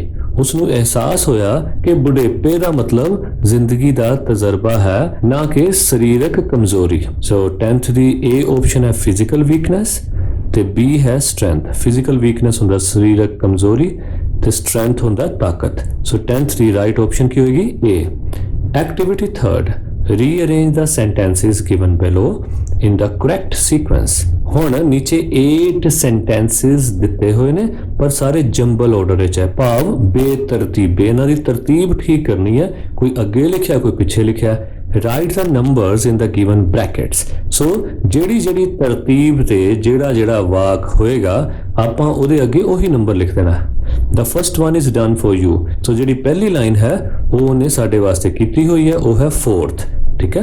once in shining a cruel ruler made a law that all the old people must be put to death। ਕਿ shining ਦੇ ਵਿੱਚ ਇੱਕ ਵਾਰ ਇੱਕ ਅਤਿਆਚਾਰੀ ਸ਼ਾਸਕ ਨੇ ਇਹ ਕਾਨੂੰਨ ਬਣਾਤਾ ਕਿ ਸਾਰੇ ਬਜ਼ੁਰਗ ਮੌਤ ਦੇ ਘਾਟ ਉਤਾਰ ਦਿੱਤੇ ਜਾਣਗੇ। ਸੋ ਸੈਕਿੰਡ ਹੀ ਹੈ a farmer decided to leave his old mother on the top of a mountain। ਕਿ ਉਸ ਫਾਰਮਰ ਨੇ ਆਪਣੀ ਬੁੱਢੀ ਮਾਂ ਨੂੰ ਪਹਾੜੀ ਦੇ ਸਿਖਰ ਤੇ ਲੈ ਕੇ ਜਾਣ ਦਾ ਫੈਸਲਾ ਕੀਤਾ। 3rd ਕੀ ਆਏਗਾ? ਜੋ ਇਹਦਾ 8th ਹੈ। ਠੀਕ ਹੈ। ਸੋ ਉਹ ਤੀਜੇ ਨੰਬਰ ਤੇ ਆਣਾ ਚਾਹੀਦਾ ਸੀ। the mother dropped the small twigs as markers on the way to help her son return home safely। ਕਿ ਮਾਂ ਨੇ ਛੋਟੀਆਂ ਟੁਕੜੀਆਂ ਰਸਤੇ ਵਿੱਚ ਸੁੱਟੀਆਂ ਤਾਂ ਕਿ ਉਸ ਦੇ ਬੱਚੇ ਨੂੰ ਘਰ ਸੁਰੱਖਿਅਤ ਪਹੁੰਚਣ ਵਿੱਚ ਕੋਈ ਤਕਲੀਫ ਨਾ ਹੋਵੇ। ਸੋ ਇਹਦਾ ਜੋ 4th ਹੈ ਉਹ ਹੈ 6ਵਾਂ। when the farmer turned to go back home the mother advised him to return home with the help of twigs। ਜਦੋਂ ਕਿਸਾਨ ਆਪਣੇ ਘਰ ਵਾਪਸ ਜਾਣ ਲਈ ਮੁੜਿਆ ਤਾਂ ਮਾਤਾ ਜੀ ਨੇ ਉਸ ਨੂੰ ਉਹਨਾਂ ਟਾਹਣੀਆਂ ਵਾਲੇ ਰਸਤੇ ਨੂੰ ਫੋਲੋ ਕਰਦੇ ਹੋਏ ਘਰ ਜਾਣ ਨੂੰ ਕਿਹਾ। ਸੋ ਇਹਦਾ 5th ਹੋਏਗਾ first। the son decided to take his mother back home। ਠੀਕ। ਤੇ 6th ਕੀ ਹੋਏਗਾ? ਜੋ ਇਹਦਾ 7th ਹੈ Filled with fear, he hid his mother in his home. ਡਰ ਦੇ ਨਾਲ ਭਰ ਕੇ ਉਸਨੇ ਆਪਣੀ ਮਾਂ ਨੂੰ ਆਪਣੇ ਘਰ ਦੇ ਵਿੱਚ ਹੀ ਲੁਕੋ ਲਿਆ। 7th ਕੀ ਹੋਏਗਾ ਜੋ ਇਹਦਾ 5th ਹੈ। Using the idea of his old and experienced mother, the farmer made a rope of ash. ਆਪਣੀ ਮਾਂ ਦਾ ਆਈਡੀਆ ਵਰਤਦੇ ਹੋਏ ਕਿਸਾਨ ਨੇ ਸਵਾਹ ਦੀ ਰੱਸੀ ਬਣਾਈ। ਸੋ 8th ਕੀ ਹੋਏਗਾ Third, the governor realized his mistake and abolished the law. ਕਿ ਗਵਰਨਰ ਨੂੰ ਆਪਣੀ ਗਲਤੀ ਦਾ ਅਹਿਸਾਸ ਹੋਇਆ ਅਤੇ ਉਸਨੇ ਕਾਨੂੰਨ ਨੂੰ ਅਬੋਲਿਸ਼ ਕਰ ਦਿੱਤਾ, ਖਤਮ ਕਰ ਦਿੱਤਾ। Activity 4. Answer the following questions in 1 or 2 sentences. ਹੁਣ ਹੇਠਾਂ ਦਿੱਤੇ ਕੁਐਸਚਨ ਦੇ ਆਨਸਰਸ ਜਾਂ ਤਾਂ ਇੱਕ ਲਾਈਨ 'ਚ ਲਿਖਣੇ ਆ ਜਾਂ ਵੱਧ ਤੋਂ ਵੱਧ 2 ਲਾਈਨਾਂ 'ਚ ਲਿਖਣੇ, ਜ਼ਿਆਦਾ ਵੱਡੇ ਆਨਸਰ ਲਿਖਣ ਦੀ ਲੋੜ ਨਹੀਂ ਹੈ। First, what was the cruel announcement made by the despotic leader? Cruel यानी जुल्म ਦੇ ਨਾਲ ਭਰਪੂਰ, ਬੇਦਰਦ। ਕਿ ਇਹੋ ਜੀ ਜ਼ੁਲਮ ਦੇ ਨਾਲ ਭਰਪੂਰ ਅਨਾਉਂਸਮੈਂਟ ਕਿਹੜੀ ਸੀ ਜਿਹੜੀ ਕਿ ਉਸ ਨਿਰੰਕੁਸ਼ ਮੁਖੀ ਨੇ ਕੀਤੀ ਸੀ? ਸੋ ਆਨਸਰ ਹੋਏਗਾ the cruel announcement was to put all the aged people to death immediately. Second, why was the farmer sorrowful? किसान दुखी क्यों सी? Answer the order by the despot ਹੁੰਦਾ ਨਿਰੰਕੁਸ਼ ਯਾਨੀ ਉਹ governor. the order by the despot filled his heart with sorrow. Governor ਦੇ order ਨੇ ਕਿਸਾਨ ਦਾ ਦਿਲ ਦੁੱਖ ਦੇ ਨਾਲ ਭਰ ਦਿੱਤਾ ਸੀ। Third, what things did the farmer carry? ਕਿਹੜੀਆਂ ਚੀਜ਼ਾਂ ਫਾਰਮਰ ਆਪਣੇ ਨਾਲ ਲੈ ਕੇ ਗਿਆ ਸੀ to the top of the mountain, ਉਸ ਪਹਾੜੀ ਦੇ ਸਿਖਰ ਤੇ? Answer the farmer carried unwhitened rice. Farmer ਬਿਨਾਂ ਪਾਲਿਸ਼ ਕੀਤੇ ਹੋਏ ਚਾਵਲ ਲੈ ਕੇ ਗਿਆ and her padded coat, ਅਤੇ ਉਹ ਆਪਣੀ ਮਾਂ ਦਾ padded coat ਲੈ ਕੇ ਗਿਆ to the top of the mountain. Next, what made the mother anxious as they climbed up the mountain? ਮਾਂ ਨੂੰ ਕਿਸ ਚੀਜ਼ ਨੇ ਉਤੇਜਿਤ ਕੀਤਾ ਜਦੋਂ ਉਹ ਮਾਊਂਟੇਨ ਤੇ ਚੜ ਰਹੇ ਸਨ? ਕਿ ਮਾਂ ਦੇ ਅੰਦਰ ਇਹੋ ਜਿਹੀ ਕਿਹੜੀ ਫਿਕਰ ਵੱਧ ਰਹੀ ਸੀ ਜਦੋਂ ਕਿ ਉਹ ਮਾਊਂਟੇਨ ਤੇ ਚੜ ਰਹੇ ਸਨ? Answer she grew anxious. ਉਹ ਫਿਕਰਮੰਦ ਹੋ ਰਹੀ ਸੀ, ਉਤੇਜਿਤ ਹੋ ਰਹੀ ਸੀ because ਕਿਉਂਕਿ her son did not know many paths of the mountain. ਕਿ ਉਸ ਦੇ ਲੜਕੇ ਨੂੰ ਉਸ ਪਹਾੜੀ ਦੇ ਬਹੁਤ ਸਾਰੇ ਰਸਤਿਆਂ ਦਾ ਤਾਂ ਪਤਾ ਹੀ ਨਹੀਂ ਸੀ and his return might be dangerous. ਤੇ ਇਸ ਤਰ੍ਹਾਂ ਉਸ ਦਾ ਵਾਪਸ ਆਣਾ ਤਾਂ ਬਹੁਤ ਖਤਰਨਾਕ ਹੋ ਜਾਣਾ ਸੀ। ਸੋ ਇਸੇ ਕਾਰਨ ਕਰਕੇ ਉਹ ਐਂਗਸ਼ੀਅਸ ਹੋ ਰਹੀ ਸੀ। Fifth, what did the mother drop along the way? ਇਹੋ ਜਿਹੀ ਕਿਹੜੀ ਚੀਜ਼ ਸੀ ਜਿਹੜੀ ਕਿ ਮਾਂ ਗੇਰਦੀ ਰਹੀ ਪੂਰੇ ਰਸਤੇ ਦੇ ਵਿੱਚ? She dropped handful of twigs. ਉਹ ਕੁਝ ਮੁੱਠੀ ਪਰ ਟਾਹਣੀਆਂ ਗੇਰਦੀ ਰਹੀ along the way, ਰਸਤੇ ਦੇ ਵਿਚਕਾਰ। Sixth, what was the advice given by the farmer's mother? ਕਿਸਾਨ ਦੀ ਮਾਂ ਵੱਲੋਂ ਕਿਹੜੀ ਸਲਾਹ ਦਿੱਤੀ ਗਈ ਸੀ for the safe return of her son, ਤਾਂ ਕਿ ਉਸ ਦਾ ਲੜਕਾ ਸੁਰੱਖਿਅਤ ਘਰ ਪਹੁੰਚ ਸਕੇ? Answer she advised her son. ਉਸਨੇ ਆਪਣੇ ਸਨ ਨੂੰ ਸਲਾਹ ਦਿੱਤੀ to look carefully, ਕਿ ਉਹ ਧਿਆਨ ਨਾਲ ਦੇਖਦਾ ਜਾਵੇ and follow the path, ਅਤੇ ਉਹੀ ਪਾਥ ਤੇ ਚੱਲੇ, ਉਹੀ ਰਸਤੇ ਤੇ ਚੱਲੇ of piled twigs, ਜਿੱਥੇ ਕਿ twigs ਦੇ ਢੇਰ ਹੋਣ, ਭਾਵ ਛੋਟੀਆਂ ਟਾਹਣੀਆਂ ਦੇ ਢੇਰ ਲੱਗੇ ਹੋਣ for the safe return, ਤਾਂ ਕਿ ਉਹ ਸੇਫ ਰਿਟਰਨ ਕਰ ਸਕੇ, ਸੁਰੱਖਿਅਤ ਘਰ ਵਾਪਸ ਪਹੁੰਚ ਸਕੇ। 7th, where did the farmer hide his mother? Farmer ਨੇ ਆਪਣੀ ਮਾਂ ਨੂੰ ਕਿੱਥੇ ਛੁਪਾਇਆ? ਸੋ ਇਹਦਾ ਆਨਸਰ ਹੈ he hid his mother। ਠੀਕ ਹੈ, hide ਫਸਟ ਫਾਰਮ ਹੈ ਕਿਉਂਕਿ ਕੁਐਸਚਨ ਵਿੱਚ did ਲੱਗਿਆ, ਇਸ ਕਰਕੇ ਆਨਸਰ ਵਿੱਚ ਸੈਕਿੰਡ ਫਾਰਮ ਲੱਗੇਗੀ। ਸੋ hide ਦੀ second form hid. he hid his mother in a walled closet। ਇੱਕ ਬੰਦ ਕੋਠੜੀ ਦੇ ਵਿੱਚ, ਬੰਦ ਕਮਰੇ ਦੇ ਵਿੱਚ ਉਸਨੇ ਆਪਣੀ ਮਾਂ ਨੂੰ ਛੁਪਾਇਆ ਸੀ। ਉਹ ਬੰਦ ਕਮਰਾ ਕਿੱਥੇ ਸੀ? beneath ਯਾਨੀ ਹੇਠਾਂ their kitchen floor, ਉਹਨਾਂ ਦੇ ਕਿਚਨ ਦੇ ਫਲੋਰ ਦੇ ਹੇਠਾਂ ਉਹ ਬੰਦ ਕਮਰਾ ਸੀ। Last, when did the governor realize his mistake? Governor ਨੂੰ ਆਪਣੀ ਗਲਤੀ ਦਾ ਅਹਿਸਾਸ ਕਦੋਂ ਹੋਇਆ? ਸੋ ਉਸ ਨੂੰ ਗਲਤੀ ਦਾ ਅਹਿਸਾਸ ਉਦੋਂ ਹੋਇਆ ਜਦੋਂ ਉਸ ਨੂੰ ਉਸ ਏਜਡ ਮਦਰ ਦੀ ਸਿਆਣਪ ਦਾ ਪਤਾ ਚੱਲਿਆ ਕਿ ਬਜ਼ੁਰਗਾਂ ਵਿੱਚ ਕਿੰਨੀ ਸਿਆਣਪ ਹੁੰਦੀ ਹੈ ਤੇ ਮੈਂ ਇਸ ਸਿਆਣਪ ਵਾਲੇ ਪੱਖ ਨੂੰ ਅੱਖੋਂ ਓਲੇ ਕਰਦਾ ਹੋਇਆ ਕਿੰਨੇ ਹੀ ਬਜ਼ੁਰਗਾਂ ਨੂੰ ਮਰਵਾ ਚੁੱਕਾ ਸੀ।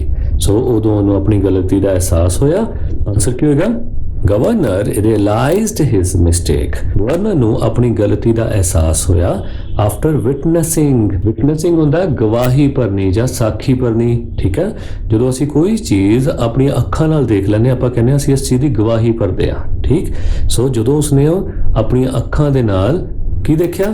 The wisdom of the aged mother. ਜਦੋਂ ਉਸਨੇ ਆਪਣੀਆਂ ਅੱਖਾਂ ਦੇ ਨਾਲ ਉਸ ਬੁੱਢੀ ਮਾਂ ਦੀ ਸਿਆਣਪ ਨੂੰ ਵਿਟਨੈਸ ਕੀਤਾ, ਦੇਖਿਆ, ਉਸ ਵੇਲੇ ਉਸ ਨੂੰ ਆਪਣੀ ਗਲਤੀ ਦਾ ਅਹਿਸਾਸ ਹੋਇਆ। ਐਕਟੀਵਿਟੀ 5, ਆਈਡੈਂਟੀਫਾਈ ਦਾ ਅੰਡਰਲਾਈਨਡ ਕਰੈਕਟਰਸ। ਸੋ ਨੀਚੇ ਹੁਣ ਸਟੇਟਮੈਂਟਸ ਦਿੱਤੀਆਂ, ਇਹਦੇ ਵਿੱਚ ਅਸੀਂ ਜਿਹੜੇ ਕਰੈਕਟਰ ਨੂੰ ਅੰਡਰਲਾਈਨ ਕੀਤਾ ਉਸ ਦਾ ਨਾਮ ਦੱਸਣਾ ਹੈ। ਫਸਟ ਲਾਈਨ ਹੀ, ਹੁਣ ਹੀ ਨੂੰ ਅੰਡਰਲਾਈਨ ਕੀਤਾ ਪਰ ਉਸਨਾ ਹੀ ਦਾ ਮਤਲਬ ਕੀ ਹੈ, ਕਿਉਂਕਿ ਹੀ ਪ੍ਰੋਨਾਉਨ ਹੈ। ਸੋ ਪ੍ਰੋਨਾਉਨ ਕਿਸ ਨਾਉਨ ਦੀ ਜਗ੍ਹਾ ਤੇ ਲੱਗਿਆ ਹੋਇਆ ਉਹ ਆਪਾਂ ਦੇਖਣਾ ਹੈ। First, he gave orders for the aged to be put to death. ਉਸਨੇ ਬਜ਼ੁਰਗਾਂ ਨੂੰ ਮਾਰਨ ਦੇ ਆਰਡਰ ਦੇ ਦਿੱਤੇ। ਕਿਸ ਨੇ ਦਿੱਤੇ? ਹੀ ਕੌਣ ਹੈ? Yes, governor. Second, he considered the order to be the kindest mode of death. ਉਹ ਆਪਣੇ ਬਜ਼ੁਰਗ ਨੂੰ ਮਾਰਨ ਦੇ ਆਰਡਰ ਦੀ ਪਾਲਣਾ ਬੜੇ ਦਿਆਲਤਾ ਪੂਰਵਕ ਢੰਗ ਨਾਲ ਕਰਨਾ ਚਾਹੁੰਦਾ ਸੀ। ਕੌਣ? ਹੀ ਕੌਣ ਹੈ? Yes, farmer. Third, she quietly dropped some twigs on the way. ਉਹ ਚੁੱਪ ਚਪੀਤੇ ਛੋਟੀਆਂ-ਛੋਟੀਆਂ ਟਾਹਣੀਆਂ ਰਸਤੇ ਵਿੱਚ ਸੁੱਟਦੀ ਗਈ। She ਕੌਣ ਹੈ? Yes, the aged mother. Fourth, together we will follow the path. ਅਸੀਂ ਇਕੱਠੇ ਹੀ ਇਸ ਰਾਹ ਤੇ ਚੱਲਾਂਗੇ। Together we will die. ਇਕੱਠੇ ਹੀ ਅਸੀਂ ਮਰਾਂਗੇ। So we ਕੌਣ? Yes, the farmer and the aged mother. Fifth, he listened and meditated in silence. ਉਸਨੇ ਸੁਣਿਆ ਅਤੇ ਸ਼ਾਂਤੀ ਦੇ ਨਾਲ ਧਿਆਨ ਲਗਾਇਆ। So he ਕੌਣ ਹੈ? Yes, governor. The determiners. So determiners ਹੁੰਦੇ ਕੀ ਨੇ ਉਹ ਆਪਾਂ ਦੇਖਾਂਗੇ। ਆਪਾਂ ਬੜੀ ਵਾਰ ਸੁਣਿਆ ਕਿ determiners ਕਰ ਲਓ, articles ਕਰ ਲਓ, ਠੀਕ ਹੈ, prepositions ਕਰ ਲਓ, ਇਹ ਸਾਰੀਆਂ ਜਿਹੜੀਆਂ ਟਰਮਸ ਹਨ ਗ੍ਰਾਮਰ ਦੀਆਂ ਉਹ ਅਸੀਂ ਇੱਕ ਇੱਕ ਕਰਕੇ ਸਮਝਣ ਦੀ ਕੋਸ਼ਿਸ਼ ਕਰ ਰਹੇ ਹਾਂ। ਸੋ ਆਓ ਇਸ ਵੀਡੀਓ 'ਚ ਆਪਾਂ the determiners ਨੂੰ ਸਮਝਣ ਦੀ ਕੋਸ਼ਿਸ਼ ਕਰਦੇ ਹਾਂ। Let's start. ਹੁਣ ਜੇ ਅਸੀਂ ਸਭ ਤੋਂ ਪਹਿਲਾਂ ਇਹਦੀ ਡੈਫੀਨੇਸ਼ਨ ਪੜ੍ਹੀਏ ਤਾਂ ਸਾਨੂੰ ਜ਼ਰੂਰ ਚੱਕਰ ਆਉਣ ਲੱਗ ਜਾਣਗੇ, ਸਾਨੂੰ ਸਮਝ ਹੀ ਕੁਝ ਨਹੀਂ ਆਏਗਾ, ਪਤਾ ਹੀ ਨਹੀਂ ਚੱਲੇਗਾ ਕਿ ਡੈਫੀਨੇਸ਼ਨ ਵਿੱਚ ਕੀ ਕਹਿਣ ਦਾ ਯਤਨ ਕੀਤਾ ਜਾ ਰਿਹਾ ਹੈ। ਆਪਾਂ ਇਸ ਤਰ੍ਹਾਂ ਕਰਦੇ ਹਾਂ, ਐਗਜ਼ਾਮਪਲਸ ਤੋਂ ਸ਼ੁਰੂ ਕਰਦੇ ਹਾਂ, ਉਸ ਤੋਂ ਬਾਅਦ ਅਸੀਂ ਡੈਫੀਨੇਸ਼ਨ ਬਣਾਵਾਂਗੇ ਕਿ ਹਾਂ ਡੈਫੀਨੇਸ਼ਨ ਹੋਣੀ ਕੀ ਚਾਹੀਦੀ ਹੈ। Okay, let's start from examples. First, he helped his friend. ਉਸਨੇ ਆਪਣੇ ਦੋਸਤ ਦੀ ਮਦਦ ਕੀਤੀ। Second, my friend gave me a pen. ਮੇਰੇ ਦੋਸਤ ਨੇ ਮੈਨੂੰ ਪੈਨ ਦਿੱਤਾ। ਠੀਕ ਹੈ, ਹੁਣ ਦੇਖੋ ਜਿਹੜੇ ਵਰਡ ਬੋਲਡ ਲੈਟਰਸ ਵਿੱਚ ਹੈ, ਭਾਵ ਮੋਟੇ ਕੀਤੇ ਹੋਏ ਹਨ, ਉਹ ਹਨ ਡਿਟਰਮੀਨਰਸ। ਸਭ ਤੋਂ ਪਹਿਲੇ ਚ ਹੈ ਹਿਜ਼, ਦੂਜੇ ਚ ਹੈ ਮਾਈ। ਸੋ ਆਪਾਂ ਧਿਆਨ ਨਾਲ ਇਹਨੂੰ ਦੇਖੀਏ। ਪਹਿਲੇ ਚ ਕਿਹਾ ਗਿਆ ਕਿ ਉਸਨੇ ਆਪਣੇ ਫਰੈਂਡ ਦੀ ਮਦਦ ਕੀਤੀ। ਹੁਣ ਜੇ ਇਸ ਸੈਂਟੈਂਸ ਵਿੱਚ ਆਪਾਂ ਹਿਜ਼ ਨੂੰ ਹਟਾ ਦਈਏ ਫਿਰ ਕੀ ਆਏਗਾ? ਹੀ ਹੈਲਪਡ ਫਰੈਂਡ। ਉਸਨੇ ਦੋਸਤ ਦੀ ਮਦਦ ਕੀਤੀ। ਹੁਣ ਦੋਸਤ ਕੀ ਹੈ? ਇੱਕ ਨਾਉਨ ਹੈ। ਠੀਕ ਹੈ, ਉਸਨੇ ਦੋਸਤ ਦੀ ਮਦਦ ਕੀਤੀ ਪਰ ਇੱਥੇ ਦੱਸੇ ਨਹੀਂ ਗਿਆ, ਕੋਈ ਚੀਜ਼ ਫਿਕਸ ਹੀ ਨਹੀਂ ਕੀਤੀ। ਕਿਹਦੇ ਦੋਸਤ ਦੀ? ਮੇਰੇ ਦੋਸਤ ਦੀ, ਤੇਰੇ ਦੋਸਤ ਦੀ, ਉਹਦੇ ਦੋਸਤ ਦੀ। ਸੋ ਇਹ 'ਚ ਕੁਝ ਫਿਕਸ ਨਹੀਂ ਕੀਤਾ ਗਿਆ। ਦੋਸਤ ਬਾਰੇ, ਨਾਉਨ ਬਾਰੇ ਸਾਨੂੰ ਕੁਝ ਨਹੀਂ ਦੱਸਿਆ ਗਿਆ। ਪਰ ਜਦੋਂ ਅਸੀਂ ਹਿਜ਼ ਨਾਲ ਲਗਾ ਦਿੱਤਾ ਤੇ ਇਹ ਡਿਟਰਮਿਨ ਹੋ ਗਿਆ। ਡਿਟਰਮਿਨ ਹੁੰਦਾ ਪੱਕਾ ਕਰ ਦੇਣਾ, ਫਿਕਸ ਕਰ ਦੇਣਾ। ਠੀਕ ਹੈ, ਸੋ ਇੱਥੇ ਆਪਾਂ ਫਰੈਂਡ ਨੂੰ ਫਿਕਸ ਕਰ ਦਿੱਤਾ ਕਿ ਹਾਂ ਇਹ ਫਰੈਂਡ ਉਸ ਦਾ ਫਰੈਂਡ, ਯਾਨੀ ਉਹਨੇ ਉਸ ਦੇ ਫਰੈਂਡ ਦੀ ਮਦਦ ਕੀਤੀ। ਠੀਕ। ਸੈਕਿੰਡ, ਸੋ ਸੈਕਿੰਡ ਵਿੱਚ ਵੀ ਕੀ ਹੈ? My friend gave me a pen. ਹੁਣ ਜੇ ਮਾਈ ਨਾ ਹੋਵੇ ਕੀ ਹੋਵੇ? A friend gave me a pen. ਇੱਕ ਦੋਸਤ ਨੇ ਮੈਨੂੰ ਪੈਨ ਦਿੱਤਾ। ਹੁਣ ਕਿਹਦਾ ਦੋਸਤ ਹੈ? ਮੇਰਾ, ਤੇਰਾ, ਉਹਦਾ। ਠੀਕ ਹੈ, ਕੁਝ ਨਹੀਂ ਪਤਾ ਪਰ ਮਾਈ ਲੱਗ ਗਿਆ, ਮੇਰੇ ਦੋਸਤ ਨੇ। ਠੀਕ ਹੈ, ਹੁਣ ਫਰੈਂਡ ਜਿਹੜਾ ਨਾਉਨ ਸੀ ਉਹ ਫਿਕਸ ਹੋ ਗਿਆ ਕਿ ਉਹ ਮੇਰਾ ਫਰੈਂਡ ਹੈ। ਠੀਕ ਹੈ, ਸੋ ਡਿਟਰਮੀਨਰਸ ਤੋਂ ਭਾਵ ਜੋ ਕਿਸੇ ਨਾਉਨ ਨੂੰ ਫਿਕਸ ਕਰ ਦੇਣ, ਮਾਰਕ ਕਰ ਦੇਣ ਕਿ ਹਾਂ ਜੀ ਆਹ ਚੀਜ਼ ਦਾ ਇਹ ਮਤਲਬ ਹੈ, ਇਸ ਤੋਂ ਜ਼ਿਆਦਾ ਨਹੀਂ ਹੈ। ਠੀਕ ਹੈ, ਭਾਵ ਨੂੰ ਕਿਸੇ ਲਿਮਿਟ ਦੇ ਵਿੱਚ ਫਿਕਸ ਕਰ ਦੇਣ ਕਿ ਹਾਂ ਇਹਦਾ ਇਹ ਮਤਲਬ ਹੈ, ਇਸ ਤੋਂ ਜ਼ਿਆਦਾ ਮਤਲਬ ਇਹਦਾ ਨਹੀਂ ਹੈ। ਉਹਨੂੰ ਆਪਾਂ ਕਹਾਂਗੇ determiners. To determine means to mark, to fix or to limit. So ਇੱਥੇ ਡਿਟਰਮਿਨ ਦਾ ਮਤਲਬ ਹੈ ਕਿਸੇ ਚੀਜ਼ ਨੂੰ ਫਿਕਸ ਕਰ ਦੇਣਾ, ਮਾਰਕ ਕਰ ਦੇਣਾ। ਠੀਕ ਹੈ, ਇੱਕ ਸੀਮਾਬੱਧ ਕਰ ਦੇਣਾ। Therefore, a determiner is a word which limits ਔਰ ਫਿਕਸਿਸ ਦ ਮੀਨਿੰਗ ਆਫ ਅ ਨਾਊਨ। ਸੋ ਇਸ ਤਰ੍ਹਾਂ ਜੋ ਸ਼ਬਦ ਕਿਸੇ ਨਾਊਨ ਨੂੰ ਫਿਕਸ ਕਰ ਦੇਵੇ ਜਾਂ ਉਸ ਨੂੰ ਲਿਮਿਟ ਵਿੱਚ ਕਰ ਦੇਵੇ ਉਸ ਨੂੰ ਅਸੀਂ ਡਿਟਰਮੀਨਰਸ ਕਹਿੰਦੇ ਆ। ਠੀਕ ਹੈ। It is also called a noun marker। ਇਸੇ ਕਰਕੇ ਇਸ ਨੂੰ noun marker ਵੀ ਕਿਹਾ ਜਾਂਦਾ ਹੈ ਕਿ ਇਹ noun ਨੂੰ ਮਾਰਕ ਕਰ ਦਿੰਦਾ ਹੈ। ਮੈਂ ਪਹਿਲਾਂ ਹੀ ਕਿਹਾ ਸੀ ਕਿ ਜਦੋਂ ਅਸੀਂ ਡੈਫੀਨੇਸ਼ਨ ਵੱਲ ਜਾਵਾਂਗੇ ਤੇ ਹੋ ਸਕਦਾ ਤੁਹਾਨੂੰ ਸਮਝ ਹੀ ਨਾ ਆਵੇ, ਸੋ ਆਪਾਂ ਜ਼ਿਆਦਾ ਧਿਆਨ ਇਹਦੀਆਂ ਐਗਜ਼ਾਮਪਲਸ ਵੱਲ ਦਾਂਗੇ। ਐਗਜ਼ਾਮਪਲਸ ਕਰਦੇ ਕਰਦੇ ਤੁਹਾਨੂੰ ਆਪਣੇ ਆਪ ਇੱਕ ਓਵਰਵਿਊ ਮਿਲ ਜਾਏਗਾ ਕਿ ਹਾਂ ਇਹ ਡਿਟਰਮੀਨਰਸ ਹੁੰਦੇ ਹਨ। ਨਾਲ ਨਾਲ ਆਪਾਂ ਇਹਨੂੰ ਪੜ੍ਹਦੇ ਜਾਂਦੇ ਹਾਂ। Next, in sentence 1 his is a determiner। ਉਹੀ ਗੱਲ ਕਹੀ ਨਾ ਇਹਨਾਂ ਨੇ ਕਿ ਪਹਿਲੇ ਸੈਂਟੈਂਸ ਵਿੱਚ ਉਹ his ਲਫ਼ਜ਼ ਹੈ ਉਹ determiner ਹੈ। it tells us that he helped only his friend। ਇਹ ਸਾਨੂੰ ਦੱਸਦਾ ਹੈ ਕਿ ਉਸਨੇ ਸਿਰਫ ਆਪਣੇ ਦੋਸਤ ਦੀ ਮਦਦ ਕੀਤੀ and no one else, ਹੋਰ ਕਿਸੇ ਦੀ ਨਹੀਂ ਕੀਤੀ। in sentence 2 the word my is a determiner। ਤੇ ਸੈਕਿੰਡ ਸੈਂਟੈਂਸ ਵਿੱਚ my ਜਿਹੜਾ ਲਫ਼ਜ਼ ਹੈ ਉਹ determiner ਹੈ, ਜਿੱਥੋਂ ਪਤਾ ਚੱਲਦਾ ਕਿ ਮੇਰੇ ਦੋਸਤ ਨੇ ਮੈਨੂੰ ਪੈਨ ਦਿੱਤਾ, ਹੋਰ ਕਿਸੇ ਦੇ ਦੋਸਤ ਨੇ ਨਹੀਂ ਦਿੱਤਾ। ਸੋ ਨੋਟ ਹੈ ਨੀਚੇ ਉਹ ਪੜ੍ਹ ਲੈਂਦੇ ਆ। ਅ determiner limits or fixes only the noun and not any other part of speech. So determiner ਸਿਰਫ ਨਾउन ਨੂੰ ਫਿਕਸ ਕਰਦਾ ਹੈ, ਹੋਰ ਕਿਸੇ ਵੀ ਪਾਰਟਸ ਆਫ ਸਪੀਚ ਨੂੰ ਫਿਕਸ ਨਹੀਂ ਕਰਦਾ। There may be an adjective or an adverb before a noun. ਹੋ ਸਕਦਾ ਹੈ ਕਿਸੇ ਨਾउन ਤੋਂ ਪਹਿਲਾਂ ਕੋਈ ਐਡਜੈਕਟਿਵ ਹੋਵੇ, ਕੋਈ ਐਡਵਰਬ ਹੋਵੇ। ਠੀਕ ਹੈ। that is between the determiner and the noun। ਤੇ ਉਹ ਜਿਹੜੇ ਐਡਜੈਕਟਿਵ ਤੇ ਐਡਵਰਬ ਹੋਣਗੇ ਕਿੱਥੇ ਆਣਗੇ? ਉਹ ਡਿਟਰਮੀਨਰ ਤੇ ਨਾउन ਦੇ ਵਿਚਕਾਰ ਹੋਣਗੇ। ਠੀਕ ਹੈ। But still the determiner is concerned with the noun only। ਪਰ ਅਜੇ ਸਿਰਫ ਅਸੀਂ ਇਹੀ ਕਹਿ ਸਕਦੇ ਹਾਂ ਕਿ ਡਿਟਰਮੀਨਰ ਜਿਹੜਾ ਹੈ ਨਾउन ਦੇ ਨਾਲ ਹੀ ਸੰਬੰਧਿਤ ਹੈ। ਉਹਦਾ ਸੰਬੰਧ ਕਿਸੇ ਹੋਰ ਐਡਜੈਕਟਿਵ ਨਾਲ, ਕਿਸੇ ਐਡਵਰਬ ਨਾਲ ਨਹੀਂ ਹੈ। ਠੀਕ ਹੈ। For example Reema is a good girl। ਹੁਣ ਇਹਦੇ ਵਿੱਚ ਕੀ ਹੈ? in this sentence a refers to the noun girl। ਕਿ ਜੋ ਇਹਦੇ ਵਿੱਚ a ਲੱਗਿਆ ਹੈ ਭਾਵ ਇੱਕ, ਉਹ ਕਿਹਦੇ ਨਾਲ ਸੰਬੰਧਿਤ ਹੈ? ਗਰਲ ਦੇ ਨਾਲ। ਠੀਕ ਹੈ। And the adjective good makes no difference to the function of a.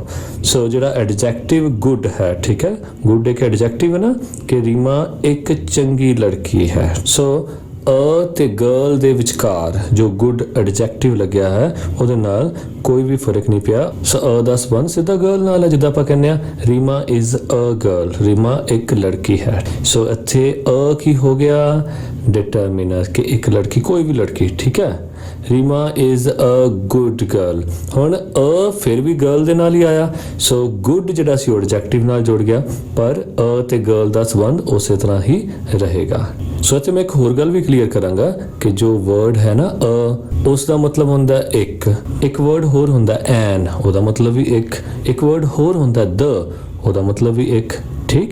ਸੋ ਇਹਨਾਂ 'ਚ ਫਰਕ ਕੀ ਹੈ? ਸੋ ਦ ਉਦੋਂ ਲੱਗਦਾ ਜਦੋਂ ਕੋਈ ਸਪੈਸ਼ਲ ਲੜਕੀ ਬਾਰੇ ਗੱਲ ਹੋਵੇ, ਸਪੈਸ਼ਲ ਚੀਜ਼ ਬਾਰੇ ਗੱਲ ਹੋਵੇ, ਸਪੈਸ਼ਲ ਪਲੇਸ ਬਾਰੇ ਗੱਲ ਹੋਵੇ। ਸੋ ਇੱਥੇ ਗਰਲ ਦੇ ਨਾਲ ਅ ਲੱਗਿਆ ਹੈ, ਇਹਦਾ ਮਤਲਬ ਹੈ ਕਿ ਰੀਮਾ ਇੱਕ ਲੜਕੀ ਹੈ, ਕੋਈ ਵੀ ਹੋ ਸਕਦੀ ਹੈ, ਕੋਈ ਵੀ ਆਮ ਲੜਕੀ। ਠੀਕ ਹੈ। ਹੁਣ ਜੇ ਕੋਈ ਖਾਸ ਕਹਿਣਾ ਹੋਵੇ ਕਿ ਹਾਂ ਰੀਮਾ ਉਹੀ ਲੜਕੀ ਹੈ ਜਿਹਦੇ ਬਾਰੇ ਮੈਂ ਤੈਨੂੰ ਗੱਲ ਕਰ ਰਿਹਾ ਸੀ, ਰੀਮਾ ਇਜ਼ ਦ ਗਰਲ। ਠੀਕ ਹੈ। ਫਿਰ ਇੱਥੇ ਦ ਲੱਗ ਜਾਣਾ ਸੀ। ਸੋ ਅ ਹੋਵੇ ਜਾਂ ਦ ਹੋਵੇ। ਸੋ ਇਸ ਸੈਂਟੈਂਸ ਦੇ ਵਿੱਚ ਕਿਹਨੂੰ ਫਿਕਸ ਕਰ ਰਹੇ ਨੇ? ਇੱਕ ਨਾउन ਨੂੰ। ਠੀਕ ਹੈ। ਜੋ ਕਿ ਰੀਮਾ ਹੈ। ਮੈਨੂੰ ਇਹ ਵੀ ਪਤਾ ਹੈ ਕਿ ਸ਼ੁਰੂ ਤੋਂ ਆਪਾਂ ਨੂੰ ਇਹ ਚੀਜ਼ਾਂ ਨਹੀਂ ਸਮਝ ਆਣਗੀਆਂ, ਪਰ ਜਿੱਥੇ ਜਿੱਥੇ ਤੁਹਾਨੂੰ ਚੀਜ਼ ਨਹੀਂ ਸਮਝ ਆ ਰਹੀ, ਸਮਝੋ ਉਹ ਚੀਜ਼ ਤੁਹਾਡੇ ਵਾਸਤੇ ਨਹੀਂ ਹੈ। ਉਸ ਤੋਂ ਅਗਲੀ ਗੱਲ ਵੱਲ ਆਪਾਂ ਧਿਆਨ ਰੱਖਣਾ ਹੈ। ਕਈ ਵਾਰ ਅਸੀਂ ਫਿਲਮ ਵੀ ਦੇਖਦੇ ਹਾਂ, ਹਨਾ, ਸਾਨੂੰ ਸ਼ੁਰੂ ਤੋਂ ਸਟੋਰੀ ਨਹੀਂ ਸਮਝ ਆਉਂਦੀ, ਪਰ ਜਦੋਂ ਸਾਨੂੰ ਸਟੋਰੀ ਸਮਝ ਆਣੀ ਸ਼ੁਰੂ ਹੁੰਦੀ ਹੈ ਤਾਂ ਸਾਨੂੰ ਪਿਛਲੀਆਂ ਗੱਲਾਂ ਵੀ ਸਮਝ ਆ ਜਾਂਦੀਆਂ। ਅੱਛਾ, ਇਸ ਕਰਕੇ ਏਦਾਂ, ਉਸ ਕਰਕੇ ਏਦਾਂ, ਹਨਾ। ਤੇ ਇਸ ਲੈਸਨ ਵਿੱਚ ਵੀ ਏਦਾਂ ਹੀ ਹੈ ਕਿ ਹੋ ਸਕਦਾ ਜੋ ਮੈਂ ਸ਼ੁਰੂ ਤੋਂ ਗੱਲਾਂ ਬੋਲ ਰਿਹਾ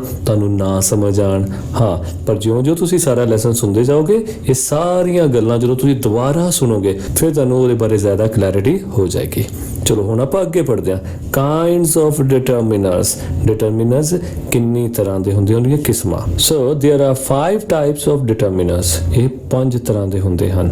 ਪਹਿਲਾ ਆਰਟੀਕਲਸ, ਜਿੱਦਾਂ ਮੈਂ ਹੁਣੇ ਦੱਸਿਆ ਸੀ ਅ, ਐਨ ਤੇ ਦ। ਠੀਕ ਹੈ। ਸੈਕਿੰਡ ਹੈ ਪੋਜੈਸਿਵਸ।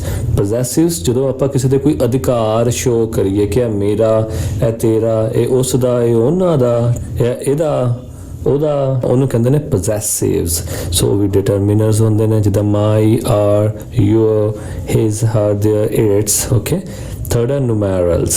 numerals ਹੁੰਦੇ ਨੇ ਜਦੋਂ ਅਸੀਂ ਗਿਣਤੀ ਮਿਣਤੀ ਕਰ ਦਈਏ ਕਿ ਹਾਂਜੀ ਆ ਚੀਜ਼ ਤਾਂ ਹੈ ਪਰ ਇਹ ਇੱਕ ਹੈ, ਹਾਂਜੀ ਉਹ ਬੰਦੇ ਤਾਂ ਹੈ ਪਰ ਉਹ ਚਾਰ ਨੇ, ਠੀਕ ਹੈ। ਸੋ ਉਹ ਹੁੰਦੇ ਨੇ numerals। ਆਪਾਂ ਕਿਸੇ ਨਾਉਨ ਨੂੰ ਗਿਣਤੀ ਦੇ ਨਾਲ ਵੀ ਫਿਕਸ ਕਰ ਸਕਦੇ ਹਾਂ, ਠੀਕ ਹੈ। ਚੌਥਾ ਕੁਆਂਟੀਟੇਟਿਵ, ਭਾਵ ਕੋਈ ਵੀ ਚੀਜ਼ ਕਿੰਨੀ ਮਾਤਰਾ ਵਿੱਚ ਹੈ, ਸਾਰੀ ਹੈ, ਕੁਝ ਹੈ, ਥੋੜੀ ਹੈ, ਬਹੁਤ ਹੈ, ਕਾਫੀ ਹੈ, ਠੀਕ ਹੈ। ਉਹਨੂੰ ਆਪਾਂ ਕਹਿੰਦੇ ਆ ਕੁਆਂਟੀਟੀ ਕਿੰਨੀ ਹੈ, ਠੀਕ ਹੈ। ਸੋ ਉਹਦਾ ਨਾਮ ਹੋਏਗਾ ਕੁਆਂਟੀਟੇਟਿਵ। ਜਿੱਦਾਂ all ਸਾਰੇ, any ਕੋਈ ਵੀ, little, a little, much, some, etc, ਠੀਕ। ਨੈਕਸਟ ਹੈ ਫਿਫਥ ਡੈਮੋਨਸਟ੍ਰੇਟਿਵਸ। ਡੈਮੋਨਸਟ੍ਰੇਟਿਵ ਹੁੰਦਾ ਜਦੋਂ ਅਸੀਂ ਕਿਸੇ ਚੀਜ਼ ਵੱਲ ਇਸ਼ਾਰਾ ਕਰੀਏ, ਠੀਕ ਹੈ। ਜਿੱਦਾਂ ਆਪਾਂ ਕਹਿਣਾ ਹੋਵੇ ਇਹ, ਉਹ ਸਾਰੇ, ਹਨਾ, ਇਹ ਸਾਰੇ।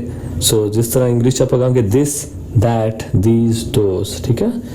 ਆਪਾਂ ਹੁਣ ਇੱਕ ਇੱਕ ਕਰਕੇ ਸਾਰੇ ਸਮਝਦੇ ਹਾਂ, ਨਾਲੇ ਉਹਨਾਂ ਦੀ ਐਗਜ਼ਾਮਪਲਸ ਦੇਖਦੇ ਹਾਂ ਤਾਂ ਕਿ ਸਾਨੂੰ ਸਾਰਿਆਂ ਦੇ ਮੀਨਿੰਗ ਕਲੀਅਰ ਹੋ ਜਾਣ। ਇੱਕ ਚੀਜ਼ ਦਾ ਤੁਸੀਂ ਧਿਆਨ ਰੱਖਣਾ, ਆਪਾਂ ਕਈ ਵਾਰ ਕੀ ਕਰਦੇ ਹਾਂ, ਸਾਰੀ ਦੀ ਸਾਰੀ ਵੀਡੀਓ ਦੇਖਣ ਲੱਗ ਜਾਂਦੇ ਹਾਂ, ਸਾਰਾ ਲੈਸਨ ਸੁਣਨ ਲੱਗ ਜਾਂਦੇ ਹਾਂ। ਤੁਸੀਂ ਕਰਨਾ ਕੀ ਹੈ, ਸਮਝੋ ਇੱਥੋਂ ਤੁਹਾਡੇ ਹੁਣ ਡਿਟਰਮੀਨਰਸ ਸਟਾਰਟ ਹੋਣ ਲੱਗੇ ਆਰਟੀਕਲਸ ਤੋਂ। ਤੁਸੀਂ ਸਿਰਫ ਤੇ ਸਿਰਫ ਪਹਿਲਾਂ ਅੱਜ ਆਰਟੀਕਲਸ ਹੀ ਸਮਝਣੇ ਹਨ। ਤੁਹਾਨੂੰ ਜੇ ਲੱਗਦਾ ਕਿ ਯਾਰ ਆਰਟੀਕਲਸ ਵੀ ਨਹੀਂ ਆ ਰਹੇ, ਫਿਰ ਤੁਸੀਂ ਉਹਨੂੰ ਵੀ ਪਾਰਟਸ ਵਿੱਚ ਡਿਵਾਈਡ ਕਰ ਲੈਣਾ ਕਿ ਆਹ ਵਾਲਾ ਪਾਰਟ ਮੈਂ ਅੱਜ, ਆਹ ਵਾਲਾ ਪਾਰਟ ਮੈਂ ਕੱਲ ਕਰਾਂਗਾ, ਠੀਕ ਹੈ। ਚਲੋ ਆਪਾਂ ਸਟਾਰਟ ਕਰਦੇ ਹਾਂ। There are two types of articles. ਦੋ ਤਰ੍ਹਾਂ ਦੇ ਆਰਟੀਕਲਸ ਹੁੰਦੇ ਨੇ। ਇੱਕ ਹੁੰਦਾ ਇਨਡੈਫੀਨਿਟ ਆਰਟੀਕਲਸ, ਐਨ। ਇਨਡੈਫੀਨਿਟ ਹੁੰਦੇ ਨੇ ਜਿਹੜੇ ਆਮ ਜੇ ਹੋਣ, ਠੀਕ ਹੈ, ਜਿਵੇਂ ਤੇ ਐਨ। ਇੱਕ ਹੁੰਦੇ ਨੇ ਡੈਫੀਨਿਟ। ਡੈਫੀਨਿਟ ਹੁੰਦੇ ਖਾਸ, ਠੀਕ ਹੈ। ਡੈਫੀਨਿਟ ਆਰਟੀਕਲ ਕਿੰਨੇ ਹੁੰਦੇ ਨੇ? ਇੱਕ, ਸਿਰਫ ਤੇ ਸਿਰਫ ਦ, ਠੀਕ। ਸੋ ਇਨਡੈਫੀਨਿਟ ਆਰਟੀਕਲਸ ਇਹ ਆਪਾਂ ਦੇਖਦੇ ਹਾਂ ਪਹਿਲਾਂ। and an are indefinite articles. They are used before a countable common noun in singular number. ਇਹ ਅਕਸਰ ਉਹਨਾਂ ਨਾਵਾਂ ਦੇ ਅੱਗੇ ਲੱਗਦੇ ਨੇ ਜੋ ਕਿ ਸਿੰਗੂਲਰ ਹੁੰਦੇ ਹਨ, ਠੀਕ। They are called indefinite articles.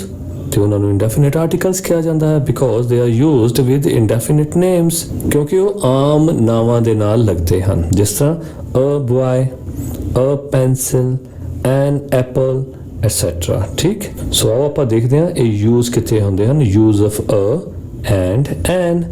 An is generally used with countable common nouns in singular numbers before words beginning with a vowel sound.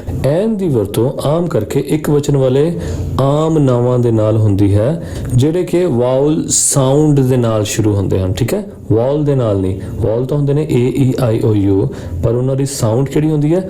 U, A, E, okay. So ਜੋ U, A ਤੇ ਈ ਦੇ ਨਾਲ ਸ਼ੁਰੂ ਹੋਣ, ਭਾਵ ਜੇ ਪੰਜਾਬੀ 'ਚ ਆਪਾਂ ਕਹੀਏ ਕਿ ਜੋ ਸ਼ਬਦ ਊੜੇ ਦੀ ਸਾਊਂਡ, ਐੜੇ ਦੀ ਸਾਊਂਡ ਅਤੇ ਈੜੀ ਦੀ ਸਾਊਂਡ ਦੇ ਨਾਲ ਸ਼ੁਰੂ ਹੁੰਦੇ ਹਨ, ਉਹਨਾਂ ਦੇ ਨਾਲ ਐਨ ਲੱਗਦਾ ਹੈ। ਫॉर ਐਗਜ਼ਾਮਪਲ, ਉਦਾਹਰਨ ਦੇ ਤੌਰ ਤੇ an apple, N egg, N MLA, N umbrella, N incident, ਠੀਕ। ਸੋ ਇਹ ਸਾਰੇ ਸ਼ਬਦ ਊੜਾ, ਐੜਾ ਤੇ ਈੜੀ ਦੀ ਸਾਊਂਡ ਨਾਲ ਸ਼ੁਰੂ ਹੋ ਰਹੇ ਹਨ, ਇਸ ਕਰਕੇ ਇਹਨਾਂ ਸਾਰਿਆਂ ਨਾਲ ਐਨ ਲੱਗਿਆ ਹੈ। Second, if a word begins with a silent H, N is used before it. ਹੁਣ ਜੇ ਕੋਈ ਸ਼ਬਦ ਸਾਇਲੈਂਟ H ਦੇ ਨਾਲ ਸ਼ੁਰੂ ਹੁੰਦਾ ਹੈ, ਉਹਦੇ ਨਾਲ ਵੀ ਐਨ ਲੱਗਦਾ ਹੈ। For example, an hour, an honest man. Next, when a word begins with the vowel letter U sounding like U, a is used before it instead of an. ਕਿ ਜੋ ਵਾਵਲ ਲੈਟਰ U ਹੈ, ਜਦੋਂ ਉਹਦੀ ਆਵਾਜ਼ U ਵਰਗੀ ਆਵੇ, ਭਾਵ ਯਈਏ ਵਰਗੀ ਆਵੇ, ਤਾਂ ਉਹਦੇ ਨਾਲ ਐਨ ਦੀ ਜਗ੍ਹਾ ਅ ਲੱਗਦਾ ਹੈ। For example, a university, a union, ਠੀਕ ਹੈ। ਯਈਏ ਦੀ ਸਾਊਂਡ ਆਈ, ਇਸ ਕਰਕੇ ਅ ਲੱਗ ਗਿਆ। Fourth, if a word begins with the vowel letter E sounding like U. ਹੁਣ ਜੇ ਕੋਈ ਵਾਵਲ ਲੈਟਰ ਜਿਵੇਂ E ਹੈ, ਉਹ U ਦੀ ਸਾਊਂਡ ਕਰਦਾ ਹੈ, ਭਾਵ ਯਈਏ ਦੀ ਸਾਊਂਡ ਕਰਦਾ ਹੈ, a is used, ਉੱਥੇ ਵੀ a ਦੀ ਵਰਤੋਂ ਹੋਏਗੀ instead of an, an ਦੀ ਥਾਂ ਤੇ। ਫॉर ਐਗਜ਼ਾਮਪਲ, a European, ਠੀਕ ਹੈ। ਇੱਥੇ E ਨਾਲ ਸ਼ੁਰੂ ਹੋ ਰਿਹਾ, ਪਰ ਸਾਊਂਡ E ਦੀ ਕਾਹਦੀ ਆ ਰਹੀ ਹੈ? ਯਈਏ ਦੀ, European, ਸੋ ਇੱਥੇ a ਲੱਗੇਗਾ। Fifth, if a vowel gives the sound of W, A is used. ਜੇ ਕੋਈ ਵਾਵਲ W ਦੀ ਸਾਊਂਡ ਦਿੰਦਾ ਹੈ, ਠੀਕ ਹੈ, ਕੋਈ ਵੀ ਵਾਵਲ ਹੋਵੇ, ਉੱਥੇ ਵੀ ਅ ਦੀ ਵਰਤੋਂ ਹੋਏਗੀ। For example, a one-eyed man। ਹੁਣ ਦੇਖੋ ਤੇ ਲੈਟਰ ਵਾਵਲ ਹੈ, ਠੀਕ ਹੈ, ਉਹ, ਪਰ ਸਾਊਂਡ ਕਾਹਦੀ ਆ ਰਹੀ? ਵਾਵੇ ਦੀ। ਸੋ a one-eyed man, इसी तरह a 1 rupee coin. Next, a and an are used in expressions denoting price, speed, ratio, etc. a ਅਤੇ an ਦੀ ਵਰਤੋਂ ਉਦੋਂ ਹੁੰਦੀ ਹੈ ਜਦੋਂ ਕਿਸੇ ਦੀ ਕੀਮਤ ਬਾਰੇ, ਚਾਲ ਬਾਰੇ ਜਾਂ ਕੋਈ ਅਨੁਪਾਤ ਬਾਰੇ ਦਰਸਾਉਣਾ ਹੋਵੇ, ਉਦੋਂ ਵੀ ਤੁਸੀਂ a ਤੇ an ਦੀ ਵਰਤੋਂ ਕਰ ਸਕਦੇ ਹੋ. For example 30 miles an hour, ठीक है. सो इतने आवर सी इस करके एन लग गया. 20 rupees a day, 2 of a trade. A is used in some numerical expression. A ਦੀ ਵਰਤੋਂ ਗਿਣਤੀ ਮਿਣਤੀ ਨੂੰ ਦਰਸਾਉਣ ਲਈ ਵੀ ਕੀਤੀ ਜਾਂਦੀ ਹੈ, ਜਿਸ ਤਰ੍ਹਾਂ a great deal, a lot of, a dozen, 100. 8th, a is used with few and little. So a ਦੀ ਵਰਤੋਂ few ਦੇ ਨਾਲ ਵੀ ਹੋ ਜਾਂਦੀ ਹੈ ਤੇ little ਦੇ ਨਾਲ ਵੀ. I borrowed a few books from him. A little knowledge is a dangerous thing. Okay, so ਇਹਨੂੰ ਤੁਸੀਂ ਬਾਰ-ਬਾਰ ਪੜ੍ਹੀ ਜਾਓਗੇ, ਇਹ ਤੁਹਾਡੇ ਸਾਰੀਆਂ ਚੀਜ਼ਾਂ ਦਿਮਾਗ ਵਿੱਚ ਵਸ ਜਾਣਗੀਆਂ. ਹੁਣ ਦੂਸਰਾ ਕੀ ਹੈ? Definite article. The is called the definite article because it points out to a definite person or a thing. So the ਨੂੰ definite article ਇਸ ਕਰਕੇ ਵੀ ਕਿਹਾ ਜਾਂਦਾ ਹੈ ਕਿ ਇਹ ਕਿਸੇ ਖਾਸ ਪਰਸਨ ਜਾਂ ਕਿਸੇ ਖਾਸ ਚੀਜ਼ ਵੱਲ ਇਸ਼ਾਰਾ ਕਰਦਾ ਹੈ. ਐਗਜ਼ਾਮਪਲਸ ਕੀ ਨੇ? I met a boy, ਕਿ ਮੈਂ ਕਿਸੇ ਲੜਕੇ ਨੂੰ ਮਿਲਿਆ. ਹੁਣ ਇੱਥੇ a ਬॉय ਲੱਗਿਆ, ਯਾਨੀ ਮੈਂ ਕਿਸੇ ਇੱਕ ਲੜਕੇ ਨੂੰ ਮਿਲਿਆ. ਹੁਣ ਜਦੋਂ ਅਗਲੀ ਗੱਲ ਹੋਏਗੀ ਤਾਂ ਉਸੇ ਲੜਕੇ ਬਾਰੇ ਹੋਏਗੀ ਨਾ ਜਿਹਨੂੰ ਮਿਲਿਆ, ਤੇ ਫਿਰ ਉਹ ਲੜਕਾ ਖਾਸ ਹੋ ਜਾਏਗਾ. ਸੋ ਹੁਣ ਕਿਸੇ ਵੀ ਲੜਕੇ ਦੀ ਨਹੀਂ ਗੱਲ ਕਰ ਰਿਹਾ, ਹੁਣ ਉਹਦੀ ਗੱਲ ਕਰ ਰਿਹਾ ਜਿਹਦਾ ਉਹਨੇ ਜ਼ਿਕਰ ਪਹਿਲਾਂ ਕੀਤਾ. ਸੋ ਸੈਕਿੰਡ ਕੀ ਹੋਏਗੀ? ਦ ਬॉय ਟੋਲਡ ਮੀ ਅ ਸਟੋਰੀ, ਕਿ ਜਿਹੜਾ ਮੈਨੂੰ ਬॉय ਮਿਲਿਆ ਉਹਨੇ ਮੈਨੂੰ ਇੱਕ ਸਟੋਰੀ ਸੁਣਾਈ. ਹੁਣ ਅ ਸਟੋਰੀ ਆ ਗਈ, ਯਾਨੀ ਕੋਈ ਵੀ ਸਟੋਰੀ ਸੁਣਾਈ, ਪਰ ਹੁਣ ਅਗਲੀ ਲਾਈਨ ਵਿੱਚ ਉਹ ਸਟੋਰੀ ਖਾਸ ਹੋ ਗਈ. The story was very interesting. ਹੁਣ ਕੋਈ ਵੀ ਸਟੋਰੀ ਇੰਟਰਸਟਿੰਗ ਨਹੀਂ ਸੀ, ਜਿਹੜੀ ਉਸ ਲੜਕੇ ਨੇ ਮੈਨੂੰ ਸਟੋਰੀ ਸੁਣਾਈ, ਮੈਂ ਹੁਣ ਉਸ ਸਟੋਰੀ ਦੀ ਗੱਲ ਕਰ ਰਿਹਾ ਹਾਂ. ਸੋ ਇਸ ਕਰਕੇ ਇੱਥੇ ਦ ਲੱਗਿਆ. In the first sentence a boy means any boy and not a particular person. So ਪਹਿਲੇ ਸੈਂਟੈਂਸ ਵਿੱਚ ਅ ਬॉय ਦਾ ਮਤਲਬ ਕੋਈ ਵੀ ਬॉय, ਕੋਈ ਖਾਸ ਬੰਦਾ ਨਹੀਂ ਹੋ. In the second sentence, the boy refers to a particular person. ਹੁਣ second sentence ਵਿੱਚ ਜਦੋਂ the boy ਲਿਖਿਆ ਗਿਆ ਤਾਂ ਇੱਕ particular person ਯਾਨੀ ਖਾਸ ਵਿਅਕਤੀ ਬਾਰੇ ਗੱਲ ਹੋਈ ਕਿ ਜਿਹੜਾ ਮੈਨੂੰ ਮਿਲਿਆ ਸੀ, ਮੈਂ ਹੁਣ ਉਹਦੀ ਗੱਲ ਕਰ ਰਿਹਾ. Similarly, ਇਸੇ ਤਰ੍ਹਾਂ in the second sentence, a story means any story. So ਦੂਜੇ sentence ਦੇ ਵਿੱਚ ਵੀ a story ਦਾ ਮਤਲਬ ਵੀ ਕੋਈ ਵੀ story ਹੋਗੀ. But in the third sentence, the story means a particular story. So third sentence ਵਿੱਚ ਜਦੋਂ ਦ ਲੱਗ ਗਿਆ ਸਟੋਰੀ ਦੇ ਨਾਲ ਤਾਂ ਉਹਦਾ ਮਤਲਬ ਹੋਇਆ ਕਿ ਮੈਂ ਕਿਸੇ ਖਾਸ ਸਟੋਰੀ ਦੀ ਗੱਲ ਕਰ ਰਿਹਾ. ਕਿਹੜੀ ਖਾਸ? ਜਿਹਦੇ ਬਾਰੇ ਮੈਂ ਪਹਿਲਾਂ ਗੱਲ ਕੀਤੀ ਸੀ, ਮੈਂ ਹੁਣ ਉਸ ਸਟੋਰੀ ਬਾਰੇ ਗੱਲ ਕਰ ਰਿਹਾ ਹਾਂ. ਸੋ ਇਸੇ ਤਰ੍ਹਾਂ ਇਹ ਆਰਟੀਕਲਸ ਕਿਸੇ ਵੀ ਨਾਉਨ ਦੇ ਨਾਲ ਲੱਗ ਕੇ ਉਹਨੂੰ ਮਾਰਕ ਕਰ ਦਿੰਦੇ ਹਨ, ਲਿਮਿਟ ਕਰ ਦਿੰਦੇ ਹਨ, ਉਹਨੂੰ ਫਿਕਸ ਕਰ ਦਿੰਦੇ ਹਨ ਤਾਂ ਕਿ ਉਹਦਾ ਮੀਨਿੰਗ ਸਾਨੂੰ ਅੱਛੀ ਤਰ੍ਹਾਂ ਸਮਝ ਆ ਜਾਵੇ. ਯੂਜ਼ ਆਫ ਦ ਦੀ ਵਰਤੋਂ. The is used to denote a particular person, place or thing. So ਹੀ ਗੱਲ ਕਿ ਦ ਕਿਸੇ ਖਾਸ ਵਿਅਕਤੀ, ਜਗ੍ਹਾ ਅਤੇ ਵਸਤੂ ਨੂੰ ਦਰਸਾਉਣ ਲਈ ਵਰਤਿਆ ਜਾਂਦਾ ਹੈ. For example first, he is the boy who won the prize. ਹੁਣ he is the boy ਕਿ ਇਹ ਉਹੀ ਲੜਕਾ ਹੈ. ਸੋ ਇੱਥੇ the boy ਯਾਨੀ ਖਾਸ ਹੋ ਗਿਆ. ਠੀਕ ਹੈ. who won the prize ਕਿ ਜਿਹਨੇ ਉਹ ਵਾਲਾ ਪ੍ਰਾਈਜ਼ ਜਿੱਤਿਆ, ਯਾਨੀ ਉਹ ਪ੍ਰਾਈਜ਼ ਵੀ ਖਾਸ ਹੋ ਗਿਆ. ਜਿਹੜਾ ਉਹਨੇ ਜਿੱਤਿਆ ਹੈ ਨਾ, ਤੇ ਉਹ ਖਾਸ ਯਾਨੀ ਕੋਈ ਵੀ ਪ੍ਰਾਈਜ਼ ਨਹੀਂ, ਜਿਹੜਾ ਉਹਨੇ ਜਿੱਤਿਆ. ਸੋ ਇੱਥੇ ਪ੍ਰਾਈਜ਼ ਵੀ ਖਾਸ ਹੋ ਗਿਆ ਤੇ ਜਿਹੜੇ ਲੜਕੇ ਨੇ ਜਿੱਤਿਆ ਵੀ ਮੈਂ ਉਹਦੀ ਹੀ ਗੱਲ ਕਰ ਰਿਹਾ, ਹੋਰ ਕਿਸੇ ਹੋਰ ਲੜਕੇ ਦੀ ਨਹੀਂ ਮੈਂ ਗੱਲ ਕਰ ਰਿਹਾ, ਇਸ ਕਰਕੇ ਇਹਦੇ ਨਾਲ ਦ ਲੱਗ ਗਿਆ. Second, she has gone to the bus stop ਕਿ ਉਹ ਉਸ ਖਾਸ ਬੱਸ ਸਟਾਪ ਤੇ ਗਈ.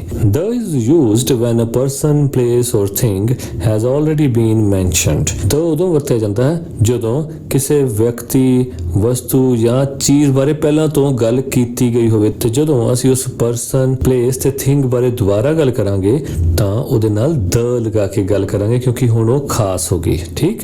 For example, I bought a bicycle. ਮੈਂ ਇੱਕ ਸਾਈਕਲ ਖਰੀਦਿਆ. ਹੁਣ ਕੋਈ ਵੀ ਸਾਈਕਲ ਖਰੀਦ ਲਿਆ, ਪਰ ਹੁਣ ਜਿਹੜੀ ਅਗਲੀ ਗੱਲ ਹੋਏਗੀ ਉਸ ਬਾਈਸਾਈਕਲ ਦੀ ਹੋਏਗੀ, ਸੋ ਉਹਦੇ ਨਾਲ ਦ ਲੱਗ ਜਾਏਗਾ. The bicycle cost me rupees 5,000 ਕਿ ਉਹ ਜਿਹੜਾ ਬਾਈਸਾਈਕਲ ਹੈ ਉਹ ਮੈਨੂੰ 5,000 ਰੁਪਏ ਦਾ ਪਿਆ.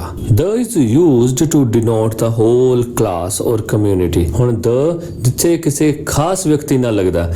ਉੱਥੇ ਜਦੋਂ ਅਸੀਂ ਕਿਸੇ ਖਾਸ ਸ਼੍ਰੇਣੀ ਜਾਂ ਕਿਸੇ ਖਾਸ ਸਮੁਦਾਇ ਬਾਰੇ ਗੱਲ ਕਰਨੀ ਹੋਵੇ, ਭਾਵ ਇੱਕ ਇਕੱਠਵਾਚਕ ਨਾਮ ਬਾਰੇ ਗੱਲ ਕਰਨੀ ਹੋਵੇ, ਤੇ ਉਦੋਂ ਵੀ ਦ ਦੀ ਵਰਤੋਂ ਹੋ ਜਾਂਦੀ ਹੈ।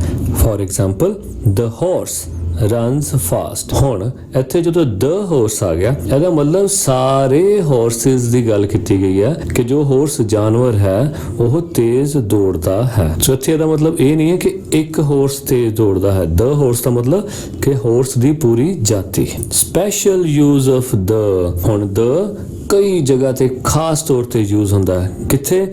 Before the names of reverse, mountain, ranges, oceans, groups of islands, bays, descriptive names of states and countries। ਸੋ ਇਹਨਾਂ ਦੇ ਨਾਵਾਂ ਦੇ ਨਾਲ ਵੀ ਦ ਦੀ ਵਰਤੋਂ ਹੁੰਦੀ ਹੈ, ਭਾਵ ਨਦੀਆਂ ਦੇ ਨਾਲ, ਪਰਬਤ ਸ਼੍ਰੇਣੀਆਂ, ਸਮੁੰਦਰਾਂ, ਟਾਪੂਆਂ ਦਾ ਸਮੂਹ, ਖਾੜੀਆਂ ਦੇ ਨਾਲ, ਦੇਸ਼ਾਂ ਦੇ ਰਾਜਾਂ ਦੇ ਨਾਲ। ਸੋ ਇਹਨਾਂ ਦੇ ਨਾਲ ਵੀ ਦ ਦੀ ਵਰਤੋਂ ਹੁੰਦੀ ਹੈ, ਜਿਸ ਤਰ੍ਹਾਂ ਦ ਗੈਂਜਿਸ, ਦ ਰਾਵੀ, ਦ Shivaliks, the Indian Ocean, the Andaman and Nicobar Islands, the Bay of Bengal, the USA। ਸੋ ਇਹਨਾਂ ਦੇ ਨਾਲ ਵੀ ਦ ਦੀ ਵਰਤੋਂ ਹੋਏਗੀ। ਸੋ ਇੱਥੇ ਇੱਕ ਚੀਜ਼ ਦਾ ਧਿਆਨ ਰੱਖਣਾ ਹੈ। ਸੋ ਜਿਸ ਤਰ੍ਹਾਂ ਇੱਥੇ ਆਇਆ ਹੈ ਦ ਅੰਡਮਾਨ ਐਂਡ ਨਿਕੋਬਾਰ, ਹੁਣ ਅੰਡਮਾਨ ਅ ਤੋਂ ਸ਼ੁਰੂ ਹੁੰਦਾ ਹੈ, ਐਨ ਨਹੀਂ ਲੱਗਿਆ ਇਹਦੇ ਨਾਲ। ਸੋ ਅਸੀਂ ਹਮੇਸ਼ਾ ਪ੍ਰੈਫਰੈਂਸ ਇਸ ਚੀਜ਼ ਨੂੰ ਦੇਣੀ ਹੈ ਕਿ ਜੇ ਇਹ ਨਾਮ ਖਾਸ ਹਨ, ਭਾਵੇਂ ਸਪੈਸ਼ਲ ਨੇਮਸ ਹਨ, ਤਾਂ ਇਹਨਾਂ ਦੇ ਨਾਲ ਦ ਲੱਗੇਗਾ, ਐਨ ਨਹੀਂ ਲੱਗੇਗਾ। Before the names of newspapers, magazines, companies, corporations, organisations, so ਇਹਨਾਂ ਦੇ ਨਾਲ ਵੀ ਦ ਲੱਗਦਾ। ਆਪਾਂ ਐਗਜ਼ਾਮਪਲਸ ਪੜ੍ਹ ਲੈਂਦੇ ਹਾਂ। The Tribune, the Hindustan Times, the Life Insurance, the National Book Trust, the Punjab Roadways. ਹੋਰ ਕਿਹਦੇ ਨਾਲ ਲੱਗਦਾ? Before the names of sacred books. ਠੀਕ ਹੈ, ਪਵਿੱਤਰ ਕਿਤਾਬਾਂ ਦੇ ਨਾਲ ਲੱਗਦਾ, ਜਿੱਦਾਂ the Ramayana, the Guru Granth Sahib, the Quran, the Vedas, the Bible. Fourth, before musical instruments, ਸੰਗੀਤ ਦੇ ਸਾਜ਼ਾਂ ਦੇ ਨਾਲ ਵੀ ਲੱਗਦਾ ਹੈ, the sitar, the veena. Fifth, before the names of unique things, ਜਿਹੜੀਆਂ ਕਿ ਇਕੱਲੀਆਂ ਚੀਜ਼ਾਂ ਹੋਣ, ਯੂਨੀਕ ਹੋਣ, ਅਲੱਗ ਹੋਣ, ਦ ਸਨ, ਦ ਮੂਨ, ਦ ਸਟਾਰਸ। ਸਿਕਸਥ, ਬਿਫੋਰ ਐਡਜੈਕਟਿਵਸ ਇਨ ਸੁਪਰਲੇਟਿਵ ਡਿਗਰੀ, ਹੁਣ ਜਦੋਂ ਐਡਜੈਕਟਿਵ ਦੀ ਥਰਡ ਡਿਗਰੀ ਲੱਗਦੀ ਹੈ, ਉਹਦੇ ਨਾਲ ਵੀ ਆਪਾਂ ਦ ਦੀ ਵਰਤੋਂ ਕਰਦੇ ਹਾਂ। He is the best doctor of the college. ਠੀਕ ਹੈ, Mumbai is the biggest city in India. Seventh, before adjective used as nouns, so ਉਹਨਾਂ ਵਿਸ਼ੇਸ਼ਣਾਂ ਦੇ ਨਾਲ, ਉਹਨਾਂ ਐਡਜੈਕਟਿਵਸ ਦੇ ਨਾਲ ਵੀ ਦ ਦੀ ਵਰਤੋਂ ਹੁੰਦੀ ਹੈ ਜਦੋਂ ਅਸੀਂ ਉਹਨੂੰ ਇੱਕ ਖਾਸ ਜਾਤੀ ਦਾ ਨਾਮ ਦੇ ਦਈਏ। ਠੀਕ ਹੈ, ਦ ਸਿੱਖ। ਸੋ ਇੱਥੇ ਸਿੱਖ ਦਾ ਮਤਲਬ ਕਿਸੇ ਇੱਕ ਵਿਅਕਤੀ ਦੇ ਬਿਮਾਰ ਹੋਣ ਤੋਂ ਨਹੀਂ ਹੈ। ਦ ਸਿੱਖ ਭਾਵ ਜਦੋਂ ਅਸੀਂ ਸਾਰੇ ਬਿਮਾਰਾਂ ਲਈ ਕੋਈ ਕਾਮਨ ਗੱਲ ਕਰਨੀ ਹੋਵੇ, ਆਪਾਂ ਕਹਿੰਦੇ ਹਾਂ ਦ ਸਿੱਖ। ਇਸੇ ਤਰ੍ਹਾਂ ਦ ਪੂਅਰ ਭਾਵ ਸਾਰੀ ਗਰੀਬ ਜਾਤੀ ਲਈ ਜਦੋਂ ਅਸੀਂ ਕੋਈ ਕਾਮਨ ਗੱਲ ਕਰਨੀ ਹੋਵੇ, ਦ ਪੂਅਰ। ਠੀਕ ਹੈ, ਜਦੋਂ ਅ ਪੂਅਰ ਲਗਾਵਾਂਗੇ ਫਿਰ ਕੀ ਆਏਗਾ? ਅ ਪੂਅਰ ਮੈਨ। ਪਰ ਜਦੋਂ ਦ ਪੂਅਰ ਲਗਾਤਾ ਤਾਂ ਫਿਰ ਕੀ ਹੋਏਗਾ? ਸਾਰੇ ਗਰੀਬਾਂ ਵਾਸਤੇ ਉਹ ਇੱਕ ਇਕੱਲਾ ਹੀ ਸੂਚਕ ਸ਼ਬਦ ਹੋ ਜਾਏਗਾ। 8th, as part of the phrase made of the comparative degrees। So comparative degrees ਕਿਹੜੀਆਂ ਹੁੰਦੀਆਂ? ਜੋ ਐਡਜੈਕਟਿਵ ਦੀ ਸੈਕਿੰਡ ਡਿਗਰੀ ਹੁੰਦੀ ਹੈ, ਜਿਵੇਂ good, better, slow, slower। ਸੋ ਜਦੋਂ ਸੈਕਿੰਡ ਡਿਗਰੀ ਨੂੰ ਲੈ ਕੇ ਜਦੋਂ ਫਰੇਜ਼ ਬਣਾਇਆ ਜਾਂਦਾ ਹੈ, ਉਦੋਂ ਵੀ ਦ ਦੀ ਵਰਤੋਂ ਕੀਤੀ ਜਾਂਦੀ ਹੈ। the higher we go, ਜਿੰਨਾ ਅਸੀਂ ਉੱਚਾ ਜਾਂਦੇ ਹਾਂ, the colder it gets, ਤਾਂ ਇਹ ਉਨਾ ਠੰਡਾ ਹੁੰਦਾ ਜਾਂਦਾ ਹੈ। ਸੋ ਦ ਹਾਇਰ ਤੇ ਦ ਕੋਲਡਰ। When a family name is used to refer to the whole family। ਸੋ ਜਦੋਂ ਅਸੀਂ ਕਿਸੇ ਫੈਮਿਲੀ ਨੂੰ ਇੱਕ ਨਾਮ ਦੇ ਦਿੰਦੇ ਹਾਂ, ਜਿਸ ਤਰ੍ਹਾਂ ਦ ਮਲਹੋਤਰਾਸ, ਦ ਗਿਲਸ, ਦ ਅਰੋੜਾਸ, ਦ ਸ਼ਰਮਾਸ, ਦ ਗਰੇਵਾਲਸ। ਸੋ ਅਸੀਂ ਜਦੋਂ ਫੈਮਿਲੀ ਨੂੰ ਇੱਕ ਨਾਮ ਦੇ ਦਿੰਦੇ ਹਾਂ ਤਾਂ ਉਹਦੇ ਨਾਲ ਵੀ ਦ ਲੱਗ ਜਾਂਦਾ ਹੈ। ਦ ਮਲਹੋਤਰਾਸ ਆਰ ਅ ਹੈਪੀ ਫੈਮਿਲੀ। ਸੋ ਦੇਖੋ, ਆਰ ਵੀ ਲੱਗ ਗਿਆ ਤੇ ਅ ਵੀ ਲੱਗ ਗਿਆ ਕਿ ਜੋ ਮਲਹੋਤਰਾਸ ਹਨ ਉਹ ਸਾਰੇ ਮਿਲ ਕੇ ਇੱਕ ਹੈਪੀ ਫੈਮਿਲੀ ਬਣਾਉਂਦੇ ਹਨ। ਸੋ ਅਖੀਰ ਵਿੱਚ ਅਸੀਂ ਦੇਖਦੇ ਹਾਂ ਇਹਨਾਂ ਦੀ ਪੋਜੀਸ਼ਨ ਕੀ ਹੈ, ਆਰਟੀਕਲ ਕਿੱਥੇ ਲੱਗਦੇ ਹਨ। Generally the article is placed before the noun it refers to. ਆਮ ਕਰਕੇ ਜੋ ਆਰਟੀਕਲਸ ਹਨ ਨਾਉਨ ਤੋਂ ਪਹਿਲਾਂ ਲੱਗ ਜਾਂਦੇ ਹਨ ਤੇ ਇਹ ਉਹਦੇ ਨਾਲ ਹੀ ਸੰਬੰਧਿਤ ਹੁੰਦੇ ਹਨ। ਬਟ ਵੈਨ ਐਨ ਐਡਜੈਕਟਿਵ ਔਰ ਐਨ ਐਡਵਰਬ ਅਪੀਅਰਸ ਬਿਫੋਰ ਅ ਨਾਉਨ, ਪਰ ਜਦੋਂ ਕਦੀ ਕਦੀ ਕਿਸੇ ਨਾउन ਤੋਂ ਪਹਿਲਾਂ ਐਡਜੈਕਟਿਵ ਆ ਜਾਏ, ਐਡਵਰਬ ਆ ਜਾਵੇ, the article comes before the adjective or the adverb. ਤਾਂ ਆਰਟੀਕਲਸ ਉਹਨਾਂ ਐਡਜੈਕਟਿਵਸ ਤੇ ਐਡਵਰਬਸ ਤੋਂ ਪਹਿਲਾਂ ਅਪੀਅਰ ਹੁੰਦੇ ਹਨ, ਲੱਗਦੇ ਹਨ। For example she is the teacher, ਉਹ ਇੱਕ ਟੀਚਰ ਹੈ, ਠੀਕ ਹੈ। ਸੋ ਇੱਥੇ ਤਾਂ ਨਾउन ਤੋਂ ਪਹਿਲਾਂ ਆ ਗਿਆ ਨਾ, ਟੀਚਰ ਇੱਕ ਨਾउन ਹੈ, ਸੋ ਅ ਲੱਗ ਗਿਆ, ਸ਼ੀ ਇਜ਼ ਅ ਟੀਚਰ। ਪਰ ਜੇ ਹੁਣ ਇਸ ਲਾਈਨ ਵਿੱਚ ਐਡਜੈਕਟਿਵ ਜੋੜ ਲਿਆ ਜਾਵੇ ਕਿ ਗੁੱਡ ਟੀਚਰ, ਤਾਂ ਇਹ ਨਹੀਂ ਆਊਗਾ ਕਿ good a teacher. So a good ਤੋਂ ਪਹਿਲਾਂ ਆ ਜਾਏਗਾ, ਪਾਵਰ ਐਡਜੈਕਟਿਵ ਤੋਂ ਪਹਿਲਾਂ ਆ ਜਾਏਗਾ, she is a good teacher. ਇਸੇ ਤਰ੍ਹਾਂ she is a very good player. So very ਕੀ ਹੈ? ਐਡਵਰਬ ਜੋ ਕਿਸੇ ਐਡਜੈਕਟਿਵ ਬਾਰੇ ਸਾਨੂੰ ਹੋਰ ਦੱਸਦਾ ਹੈ। ਇੱਕ ਤਾਂ ਦੱਸਿਆ ਕਿ ਉਹ ਗੁੱਡ ਟੀਚਰ ਹੈ, ਅੱਛਾ ਥੋੜਾ ਜਿਹਾ ਗੁੱਡ ਟੀਚਰ ਹੋਣਾ, ਬਹੁਤ ਜ਼ਿਆਦਾ ਗੁੱਡ ਟੀਚਰ ਹੋਣਾ। ਇਹ ਵਰਡ ਕਿਹੜੇ ਨੇ ਜੋ ਐਡਜੈਕਟਿਵ ਨੂੰ ਵੀ ਅੱਗੋਂ ਦਰਸਾਉਂਦੇ ਹਨ। ਸੋ ਉਹ ਹੁੰਦੇ ਨੇ ਐਡਵਰਬ। ਸੋ ਇੱਥੇ ਵੈਰੀ ਕੀ ਹੋ ਗਿਆ? Adverb. She is a very good player. But when the adjective is preceded by as,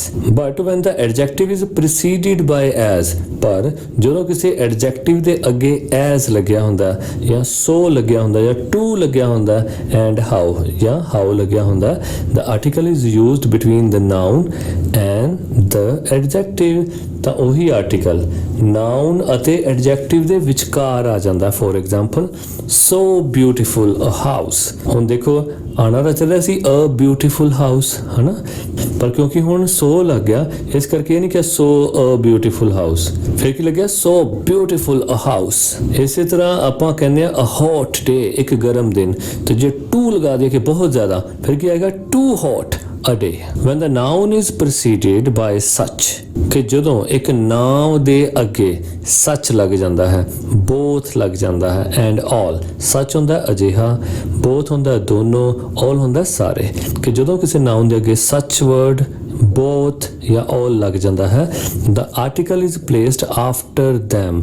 ਤਾਂ ਆਰਟੀਕਲ ਜੋ ਹੈ ਉਹਨਾਂ ਸਾਰਿਆਂ ਤੋਂ ਬਾਅਦ ਲੱਗਦਾ ਹੈ। For example I have not seen such a fool। ਸੋ ਇੱਥੇ ਵੀ ਉਸੇ ਤਰ੍ਹਾਂ ਹੀ ਹੈ ਕਿ ਜਦੋਂ ਸੱਚ ਲੱਗ ਗਿਆ ਤੇ ਆਪਾਂ ਇਹ ਨਹੀਂ ਲਿਖਣਾ ਕਿ I have not seen a such fool, ਠੀਕ ਹੈ, such a fool। ਇਸੇ ਤਰ੍ਹਾਂ ਅਗਲਾ ਕੀ ਹੈ? both the brothers were present। ਭਾਵ ਅਸੀਂ ਇੱਥੇ ਇਹ ਨਹੀਂ ਕਹਿਣਾ the both brothers were present, ਠੀਕ ਹੈ। ਸੋ both the brothers ਕਵਾਂਗੇ। ਸੋ ਤੀਸਰੀ ਵੀ ਇਸੇ ਤਰ੍ਹਾਂ ਆਪਾਂ ਇਹ ਨਹੀਂ ਕਹਿਣਾ the all boys had left, ਆਪਾਂ ਕਹਾਂਗੇ all the boys had left।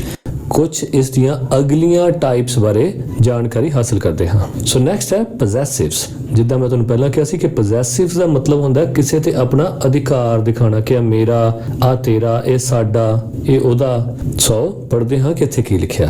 These determiners are possessive forms of personal pronouns। ਕਿ ਪੋਜੈਸਿਵਸ ਕੀ ਹੁੰਦੇ ਹਨ? ਕਿ ਇਹ ਪ੍ਰੋਨਾਉਂਸ ਦੀਆਂ ਅਧਿਕਾਰ ਜਤਾਉਣ ਵਾਲੀਆਂ ਪਰਸਨਲ ਫਾਰਮਸ ਹੁੰਦੀਆਂ ਹਨ, ਠੀਕ ਹੈ।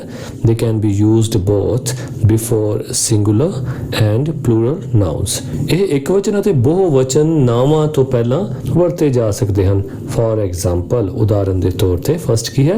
I do not lend my books to anyone। ਹੁਣ ਇੱਥੇ ਕੀ ਹੈ? my books, ਠੀਕ ਹੈ। ਸੋ books ਕੀ ਹੈ? plural noun, ਹਨਾ, ਤੇ ਉਹਦੇ ਉੱਤੇ ਅਧਿਕਾਰ ਕਿਹੜਾ ਸ਼ਬਦ ਜਤਾ ਰਿਹਾ? my, ਮੇਰੀਆਂ, ਕਿ ਮੈਂ ਆਪਣੀਆਂ ਕਿਤਾਬਾਂ ਕਿਸੇ ਨੂੰ ਉਧਾਰੀਆਂ ਨਹੀਂ ਦਿੰਦਾ। Second we love our teacher। ਹੁਣ ਟੀਚਰ ਇੱਥੇ ਨਾउन ਹੈ, ਠੀਕ ਹੈ, ਤੇ ਉਹਦੇ ਉੱਤੇ ਅਧਿਕਾਰ ਜਤਾਉਣ ਵਾਲਾ ਕਿਹੜਾ ਸ਼ਬਦ ਹੈ? ਆਰ, ਯਾਨੀ ਸਾਡਾ ਟੀਚਰ ਹੈ, ਕਿਸੇ ਹੋਰ ਦਾ ਨਹੀਂ।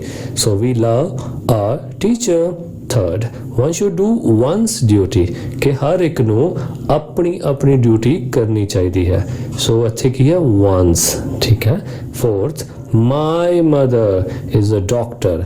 ਸੋ my ਇੱਥੇ ਕੀ ਹੋ ਗਿਆ? possessive determiner, ਤੇ mother ਕੀ ਹੈ? noun। next numerals। numerals are words that relate to numbers।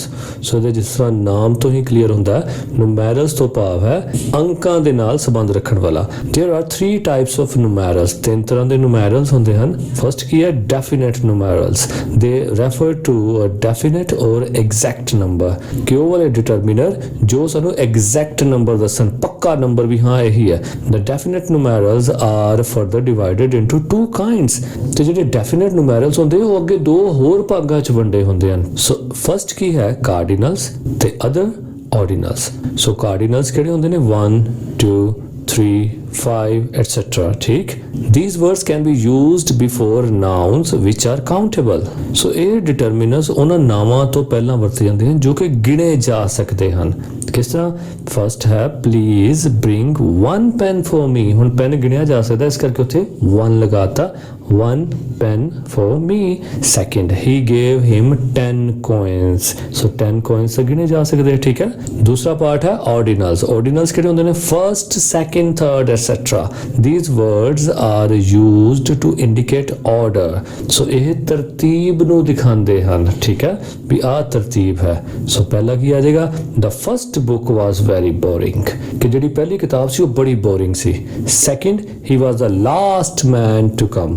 ਉਹ ਆਉਣ ਵਾਲਾ ਆਖਰੀ ਬੰਦਾ ਸੀ। ਓਕੇ, ਨੈਕਸਟ ਹੈ indefinite numerals. indefinite ਹੁੰਦਾ ਅਨਿਸ਼ਚਿਤ, ਠੀਕ ਹੈ, ਜਿਹੜੇ ਪੱਕੇ ਨਾ ਹੋਣ, ਜਿਨ੍ਹਾਂ ਬਾਰੇ ਆਪਾਂ ਪੱਕੇ ਤੌਰ ਤੇ ਕੁਝ ਨਾ ਕਹਿ ਸਕਦੇ ਹੋਈਏ। they refer to vague or indefinite number. so ਉਹ ਅੰਕਾਂ ਦੀ ਅਨਿਸ਼ਚਿਤਤਾ ਬਾਰੇ ਸਾਨੂੰ ਦੱਸਦੇ ਹਨ, such as many, few, a few, the few, several, all, etc. ਠੀਕ, I have many things to do, ਕਿ ਮੇਰੇ ਕੋਲ ਕਰਨ ਲਈ ਬਹੁਤ ਚੀਜ਼ਾਂ ਹਨ। second, several people witnessed the accident. ਬਹੁਤ ਸਾਰੇ ਲੋਕਾਂ ਨੇ ਇਸ ਐਕਸੀਡੈਂਟ ਦੀ ਗਵਾਹੀ ਭਰੀ, ਭਾਵ ਉਹਨਾਂ ਨੇ ਐਕਸੀਡੈਂਟ ਹੁੰਦਿਆਂ ਦੇਖਿਆ। he has few friends in the city. so few ਦਾ ਮਤਲਬ almost none। ਹੁਣ ਜਿੱਥੇ ਇਕੱਲਾ few ਆਇਆ ਉਹਦਾ ਮਤਲਬ ਹੁੰਦਾ ਐਵੇਂ ਨਾ ਮਾਤਰ, ਬਿਲਕੁਲ ਨਾ ਦੇ ਬਰਾਬਰ, ਠੀਕ ਹੈ, almost none. he has few friends in the city, ਭਾਵ ਸ਼ਾਇਦ ਹੀ ਉਹਦਾ ਕੋਈ ਫਰੈਂਡ ਹੋਵੇ, ਜੇ ਹੈ ਵੀ ਹੈ ਤੇ ਕੋਈ ਇੰਨਾ ਵਧੀਆ, ਉਹ ਇੰਨਾ ਪੱਕਾ ਫਰੈਂਡ ਨਹੀਂ ਹੈ। fourth, he does have a few friends in the city.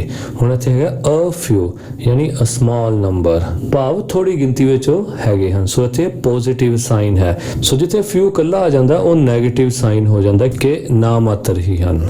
the few friends he has are loyal to him, ਕਿ ਜਿਹੜੇ ਉਹਦੇ ਕੁਝ ਦੋਸਤ ਹਨ ਉਹ loyal ਹਨ। ਸੋ the few ਦਾ ਕੀ ਮਤਲਬ ਹੋਇਆ? whatever small number, ਕਿ ਭਾਵ ਜਿੰਨੇ ਵੀ ਥੋੜੇ ਬਹੁਤ ਉਹਦੇ ਫਰੈਂਡਸ ਹਨ ਉਹ ਸਾਰੇ ਉਹਦੇ ਨਾਲ loyal ਹਨ, ਵਫਾਦਾਰ ਹਨ। next, distributive numerals. these words refer to each of a group such as each, every, either, neither, etc. So distribute ਤੋਂ ਭਾਵ ਹੁੰਦਾ ਕਿਸੇ ਨੂੰ ਆਪਾਂ ਜਿਵੇਂ ਕੋਈ ਚੀਜ਼ ਵੰਡਦੇ ਹਾਂ ਵੀ ਇਹ ਸਾਰਿਆਂ ਦੀ, ਇਹ ਹਰ ਇੱਕ ਦੀ, ਜਾਂ ਇਹ ਨਾ ਇਹਦੀ ਨਾ ਉਹਦੀ, ਠੀਕ ਹੈ। ਸੋ ਜਦੋਂ ਇਹੋ ਜਿਹੇ ਕੋਈ ਨੂਮੈਰਲਸ ਅਸੀਂ ਵਰਤਦੇ ਹਾਂ ਉਹਨੂੰ ਆਪਾਂ ਕਹਿੰਦੇ ਹਾਂ ਡਿਸਟ੍ਰੀਬਿਊਟਿਵ ਨੂਮੈਰਲਸ। ਜਿਸ ਤਰ੍ਹਾਂ each of us must do so, ਸਾਡੇ ਵਿੱਚ ਹਰ ਇੱਕ ਨੂੰ ਇਸ ਤਰ੍ਹਾਂ ਜ਼ਰੂਰ ਕਰਨਾ ਚਾਹੀਦਾ ਹੈ। each of the boys must do his duty, ਹਰ ਇੱਕ ਲੜਕੇ ਨੂੰ ਆਪਣੀ ਆਪਣੀ ਡਿਊਟੀ ਕਰਨੀ ਚਾਹੀਦੀ ਹੈ। either Gurpreet or Harpreet has won the prize, ਜਾਂ ਤਾਂ ਗੁਰਪ੍ਰੀਤ ਜਾਂ ਹਰਪ੍ਰੀਤ ਇਹ ਪ੍ਰਾਈਜ਼ ਜਿੱਤ ਚੁੱਕੇ ਹਨ। ਕੁਆਂਟੀਟੇਟਿਵ, ਜਦੋਂ ਅਸੀਂ ਕੋਈ ਮਾਤਰਾ ਦੱਸਣੀ ਹੋਵੇ, ਕੋਈ ਚੀਜ਼ ਕਿੰਨੀ ਮਾਤਰਾ ਵਿੱਚ ਹੈ, ਜਿੱਦਾਂ words like some, ਥੋੜਾ, any, ਕੁਝ, little, ਥੋੜਾ, much, coffee, etc. are determiners of quantity, ਭਾਵ ਜੋ ਮਾਤਰਾ ਦੱਸਦੇ ਹਨ। ਸੋ ਇਹਦੇ ਵਿੱਚ ਆਪਾਂ ਦੇਖਾਂਗੇ some and any. some ਕਿੱਥੇ ਵਰਤਿਆ ਜਾਂਦਾ ਤੇ any ਕਿੱਥੇ ਵਰਤਿਆ ਜਾਂਦਾ। some has positive implications, ਕਿ some ਦੀਆਂ positive implications ਹਨ, ਭਾਵ positive sign ਸਾਨੂੰ show ਕਰਦਾ ਹੈ ਇਹ ਸ਼ਬਦ। and any has negative implications, ਇਹਦੀ ਜਿਹੜੀ ਵਰਤੋਂ ਜ਼ਿਆਦਾਤਰ ਨੈਗੇਟਿਵ ਸੈਂਸ ਨੂੰ ਕ੍ਰੀਏਟ ਕਰਨ ਵਿੱਚ ਹੁੰਦੀ ਹੈ। questions with negative implications also take any. ਸੋ ਜੇ question ਦੇ ਵਿੱਚ ਵੀ negative implication ਹੋਵੇ ਤਾਂ ਉਹਦੇ ਵਿੱਚ ਵੀ any ਸ਼ਬਦ ਦੀ ਵਰਤੋਂ ਹੁੰਦੀ ਹੈ। but questions with positive implication take some, ਪਰ ਜਿਹੜੇ questions ਕੁਝ positive ਸਾਨੂੰ ਸਾਈਨ ਦਿਸਦੇ ਹਨ, ਠੀਕ ਹੈ, ਉਹਨਾਂ 'ਚ some ਦੀ ਵਰਤੋਂ ਹੁੰਦੀ ਹੈ। ਐਗਜ਼ਾਮਪਲਸ ਦੇਖਦੇ ਹਾਂ ਫਿਰ ਸਾਨੂੰ ਜ਼ਿਆਦਾ ਕਲੀਅਰ ਹੋਏਗਾ। I want to have some milk, ਮੈਂ ਕੁਝ ਦੁੱਧ ਚਾਹੁੰਦਾ ਹਾਂ। is there any milk in the kitchen, ਕਿ ਕਿਚਨ 'ਚ ਕੋਈ ਦੁੱਧ ਪਿਆ। ਸੋ ਦੇਖੋ I want to have some milk, ਕਿ ਮੈਂ ਕੁਝ ਦੁੱਧ ਚਾਹੁੰਦਾ ਹਾਂ। ਹੁਣ ਇੱਥੇ ਪੋਜ਼ਿਟਿਵ ਹੈ, ਯਾਨੀ ਉਹ ਚਾਹੁੰਦਾ ਹੈ, ਤੇ is there any milk in the kitchen, ਕਿ ਕਿਚਨ 'ਚ ਕੋਈ ਦੁੱਧ ਪਿਆ, ਭਾਵ ਕੁਐਸਚਨ ਵਿੱਚ ਸਾਨੂੰ ਕੋਈ ਪੋਜ਼ਿਟਿਵ ਸਾਈਨ ਨਹੀਂ ਦਿਸ ਰਿਹਾ ਕਿ ਹਾਂ ਉੱਥੇ ਪਿਆ ਹੈ। Second, I spent some holidays with my uncle. ਸੋ ਇੱਥੇ ਪੋਜ਼ਿਟਿਵ ਮੈਸੇਜ ਹੈ ਕਿ ਮੈਂ ਆਪਣੇ ਅੰਕਲ ਦੇ ਨਾਲ ਕੁਝ ਛੁੱਟੀਆਂ ਬਿਤਾਈਆਂ। there is hardly any milk, ਉੱਥੇ ਬਹੁਤ ਥੋੜਾ ਮਿਲਕ ਹੈ, ਠੀਕ। ਸੋ ਇੱਥੇ ਨੈਗੇਟਿਵ ਇੰਪਲੀਕੇਸ਼ਨ ਹੋ ਗਈ। fourth, did you hear any noise, ਕਿ ਤੂੰ ਕੋਈ ਆਵਾਜ਼ ਸੁਣੀ। ਠੀਕ ਹੈ, ਇੱਥੇ ਵੀ ਕੋਈ ਪੋਜ਼ਿਟਿਵ ਇੰਪਲੀਕੇਸ਼ਨ ਤਾਂ ਨਹੀਂ ਨਾ, ਇੱਕ ਨੈਗੇਟਿਵ ਇੰਪਲੀਕੇਸ਼ਨ ਹੈ। ਭਾਵ ਇਹਦੇ 'ਚ ਇਹ ਸ਼ੋ ਨਹੀਂ ਹੋ ਰਿਹਾ ਕਿ ਹਾਂ ਮੈਂ ਆਵਾਜ਼ ਸੁਣੀ। Did you hear any noise, ਠੀਕ ਹੈ question. 5th, do you want books, ਕੀ ਤੁਹਾਨੂੰ ਕਿਤਾਬਾਂ ਚਾਹੀਦੀਆਂ ਹਨ? We have some very good books, ਹੁਣ ਇੱਥੇ ਪੋਜ਼ਿਟਿਵ ਇੱਕ ਇੰਪਲੀਕੇਸ਼ਨ ਹੋ ਰਹੀ ਹੈ ਕਿ ਹਾਂ ਸਾਡੇ ਕੋਲ ਕੁਝ ਵਧੀਆ ਕਿਤਾਬਾਂ ਹਨ। 6th, I don't have any money with me, ਮੇਰੇ ਕੋਲ ਕੋਈ ਵੀ ਪੈਸਾ ਨਹੀਂ ਹੈ, ਸੋ ਨੈਗੇਟਿਵ ਇੰਪਲੀਕੇਸ਼ਨ ਹੋ ਗਈ, ਇਸ ਕਰਕੇ any money ਆ ਗਿਆ। 7th, I have hardly any money, ਮੇਰੇ ਕੋਲ ਮੁਸ਼ਕਲ ਨਾਲ ਹੀ ਸ਼ਾਇਦ ਕੋਈ ਪੈਸਾ ਹੋਵੇ। 8th, there was hardly any boy in the school, ਕਿ ਸਕੂਲ ਵਿੱਚ ਮੁਸ਼ਕਲ ਦੇ ਨਾਲ ਹੀ ਕੋਈ ਲੜਕਾ ਹੋਵੇ। I can lend you some money, ਮੈਂ ਤੈਨੂੰ ਕੁਝ ਪੈਸੇ ਉਧਾਰ ਦੇ ਸਕਦਾ ਹਾਂ, ਠੀਕ ਹੈ। some money ਪੋਜ਼ਿਟਿਵ ਸਾਈਨ ਹੋ ਗਿਆ, ਸੋ ਇੱਥੇ some ਲੱਗ ਗਿਆ। ਸੋ ਇਸੇ ਤਰ੍ਹਾਂ ਦੇਖਦੇ ਹਾਂ much ਕਿੱਥੇ ਲੱਗਦਾ ਹੈ। much is used to denote quantity, so much ਉੱਥੇ ਵਰਤਿਆ ਜਾਂਦਾ ਜਿੱਥੇ ਅਸੀਂ ਮਾਤਰਾ 'ਚ ਗੱਲ ਕਰਦੇ ਹਾਂ। he has much money, ਉਸ ਕੋਲ ਕਾਫੀ ਪੈਸਾ ਹੈ। don't think about it too much, ਕਿ ਇਸ ਬਾਰੇ ਜ਼ਿਆਦਾ ਨਾ ਸੋਚ। ਸੋ 3 ਅੱਗੇ ਵਰਡ ਹੈ little, a little ਤੇ the little, ਤਿੰਨਾਂ 'ਚ ਫਰਕ ਕੀ ਹੈ? little has a negative implication, it means hardly any, so little ਆਪਾਂ ਉਦੋਂ ਵਰਤਦੇ ਹਾਂ ਜਦੋਂ ਆਪਾਂ ਕਹਿਣਾ ਹੋਵੇ ਕਿ ਯਾਰ ਜਿਹੜੀ ਇਹ ਚੀਜ਼ ਹੈ ਨਾ ਮਾਤਰ ਹੀ ਹੈ, ਤੂੰ ਇਹਨੂੰ ਨਾ ਹੀ ਸਮਝ, ਠੀਕ ਹੈ ਬਈ ਇਹਦੀ ਗਿਣਤੀ ਹੀ ਨਾ ਕਰ, ਹੈਗੀ ਜ਼ਰੂਰ ਹੈ ਪਰ ਕਿਸੇ ਗਿਣਤੀ 'ਚ ਨਹੀਂ ਆਉਂਦੀ, ਬਹੁਤ ਘੱਟ ਹੈ। Okay, a little means some, a little ਦਾ ਮਤਲਬ ਹੋ ਗਿਆ ਕੁਝ, ਹਾਂ ਕੁਝ ਹੈ, ਉਹ ਸ਼ਾਇਦ ਮੇਰੇ ਵਾਸਤੇ ਹੀ ਹੈ ਇਕੱਲੀ, ਠੀਕ ਹੈ, ਜਾਂ ਇੰਨੀ ਉਹ ਪ੍ਰਿਆਪਤ ਨਹੀਂ ਹੈ ਕਿ ਆਹ ਕੰਮ ਹੋ ਸਕੇ, ਸੋ ਉੱਥੇ a little ਦੀ ਵਰਤੋਂ ਹੁੰਦੀ ਹੈ। ਤੇ the little means whatever little exists, so the little ਦਾ ਮਤਲਬ ਹੈ ਜਿੰਨੀ ਵੀ ਹੈ ਉਹ ਸਾਰੀ, ਠੀਕ ਹੈ, ਜਿਹੜੀ ਉੱਥੇ ਹੋਂਦ ਵਿੱਚ ਹੈ, but the whole of it, ਪਰ ਉਹ ਸਾਰੀ ਦੀ ਸਾਰੀ, ਚਾਹੇ ਬਹੁਤ ਥੋੜੀ ਹੈ, the little you have, ਜਿੰਨਾ ਵੀ ਤੇ ਕੋ ਥੋੜਾ ਬਹੁਤ ਹੈ ਉਹ ਸਭ ਕੁਝ, ਠੀਕ, ਉਦੋਂ ਆਪਾਂ the ਵਰਤੋਂ 'ਚ ਲੈ ਕੇ ਆਉਂਦੇ ਹਾਂ। ਸੋ ਐਗਜ਼ਾਮਪਲਸ ਦੇਖਦੇ ਹਾਂ। I want to have some water, ਮੈਂ ਕੁਝ ਪਾਣੀ ਪੀਣਾ ਚਾਹੁੰਦਾ ਹਾਂ, but there is little water in the pitcher, ਪਰ ਘੜੇ ਵਿੱਚ ਬਹੁਤ ਹੀ ਥੋੜਾ ਪਾਣੀ ਹੈ। ਲਿਟਲ ਵਾਟਰ ਯਾਨੀ ਬਹੁਤ ਹੀ ਥੋੜਾ, ਯਾਨੀ ਉਹਦੇ ਨਾਲ ਬਣਨਾ ਕੁਝ ਵੀ ਨਹੀਂ। ਓਕੇ, ਹਾਊਐਵਰ, ਹਾਲਾਂਕਿ there is a little in the bucket, ਪਰ ਬਕਟ ਵਿੱਚ ਥੋੜਾ ਜਿਹਾ ਪਾਣੀ ਹੈ, ਠੀਕ ਹੈ, ਹੁਣ ਥੋੜਾ ਜਿਹਾ ਪਾਣੀ ਹੈ ਮਤਲਬ ਉਹਨਾਂ ਮੇਰਾ ਕੁਝ ਬਣ ਜਾਏਗਾ। ਅੱਗੇ I have drunk the little water the jug had, ਵੀ ਜੱਗ ਵਿੱਚ ਜਿੰਨਾ ਥੋੜਾ ਬਹੁਤਾ ਪਾਣੀ ਸੀ ਉਹ ਮੈਂ ਸਾਰਾ ਹੀ ਪੀ ਲਿਆ, ਠੀਕ ਹੈ, ਹੈਗਾ ਥੋੜਾ ਹੀ ਸੀ ਪਰ ਉਹ ਮੈਂ ਸਾਰਾ ਹੀ ਪੀ ਲਿਆ, ਸੋ ਉੱਥੇ the ਆਏਗਾ, ਠੀਕ। I have drunk, ਮੈਂ ਪੀ ਚੁੱਕਾ ਹਾਂ ਜਾਂ ਮੈਂ ਪੀ ਲਿਆ, the little water the jug had। Okay, last ਹੈ ਡੈਮੋਨਸਟ੍ਰੇਟਿਵਸ। ਡੈਮੋਨਸਟ੍ਰੇਟਿਵ ਜਦੋਂ ਅਸੀਂ ਕਿਸੇ ਚੀਜ਼ ਵੱਲ ਇਸ਼ਾਰਾ ਕਰਦੇ ਹਾਂ, ਜਿੱਦਾਂ ਇਹ ਉਹ, ਠੀਕ ਹੈ, ਜ਼ਿਆਦਾ ਵੀ ਹੋ ਸਕਦੇ ਨੇ, ਸਿੰਗੂਲਰ ਯਾਨੀ these those, ਠੀਕ ਹੈ, ਸੋ ਉਹਨਾਂ ਨੂੰ ਆਪਾਂ ਕਹਿੰਦੇ ਹਾਂ ਡੈਮੋਨਸਟ੍ਰੇਟਿਵਸ। ਆਪਾਂ ਸਿੱਧਾ ਇਹਨਾਂ ਦੀ ਐਗਜ਼ਾਮਪਲ ਦੇਖਦੇ ਹਾਂ। ਦਿਸ ਬੁੱਕ ਇਜ਼ ਮਾਈਨ, ਇਹ ਕਿਤਾਬ ਮੇਰੀ ਹੈ, ਐਂਡ ਦੈਟ ਇਜ਼ ਯੂਅਰਸ, ਅਤੇ ਉਹ ਤੁਹਾਡੀ ਹੈ। ਓਕੇ, ਸੈਕਿੰਡ ਕੀ ਹੈ? these men are hard working, ਇਹ ਬੰਦੇ, ਠੀਕ ਹੈ, ਜ਼ਿਆਦਾ ਬੰਦੇ ਹਾਰਡ ਵਰਕਿੰਗ ਹਨ, ਮਿਹਨਤੀ ਹਨ। ਥਰਡ ਕੀ ਹੈ? those girls sing very well, ਉਹ ਲੜਕੀਆਂ ਬਹੁਤ ਅੱਛਾ ਗਾਉਂਦੀਆਂ ਹਨ। ਸੋ ਆਪਾਂ ਹੁਣ ਸਾਰੀਆਂ ਟਾਈਪਸ ਦੇਖ ਲਈਆਂ। ਆਓ ਹੁਣ ਅਸੀਂ ਐਕਟੀਵਿਟੀ 6 ਕਰਦੇ ਹਾਂ, ਜਿਹਦੇ ਵਿੱਚ ਅਸੀਂ fill in the blanks with suitable determiners ਕਰਾਂਗੇ, ਨਾਲੇ ਸਾਡੀ ਪ੍ਰੈਕਟਿਸ ਹੋ ਜਾਏਗੀ ਜੋ ਜੋ ਅਸੀਂ ਹੁਣ ਤੱਕ ਪੜ੍ਹਿਆ ਹੈ। Let's start. First, I went to dash window which commanded a large green garden. So I went to the window. Okay, I have dash work to do, I have some work to do. Third, look out of the window for a minute, ठीक है, for a minute, 1 minute ਲਈ window ਦੇ ਬਾਹਰ ਦੇਖੋ। Fourth, this shirt is costly but that shirt is cheap, ਠੀਕ ਹੈ, ਸੋ ਇਦਾਂ ਵੀ ਹੋ ਸਕਦਾ। ਤੁਸੀਂ ਦੂਸਰੀ ਤਰ੍ਹਾਂ ਵੀ ਲਿਖ ਸਕਦੇ ਹੋ ਕਿ my shirt is costly but your shirt is cheap. Okay.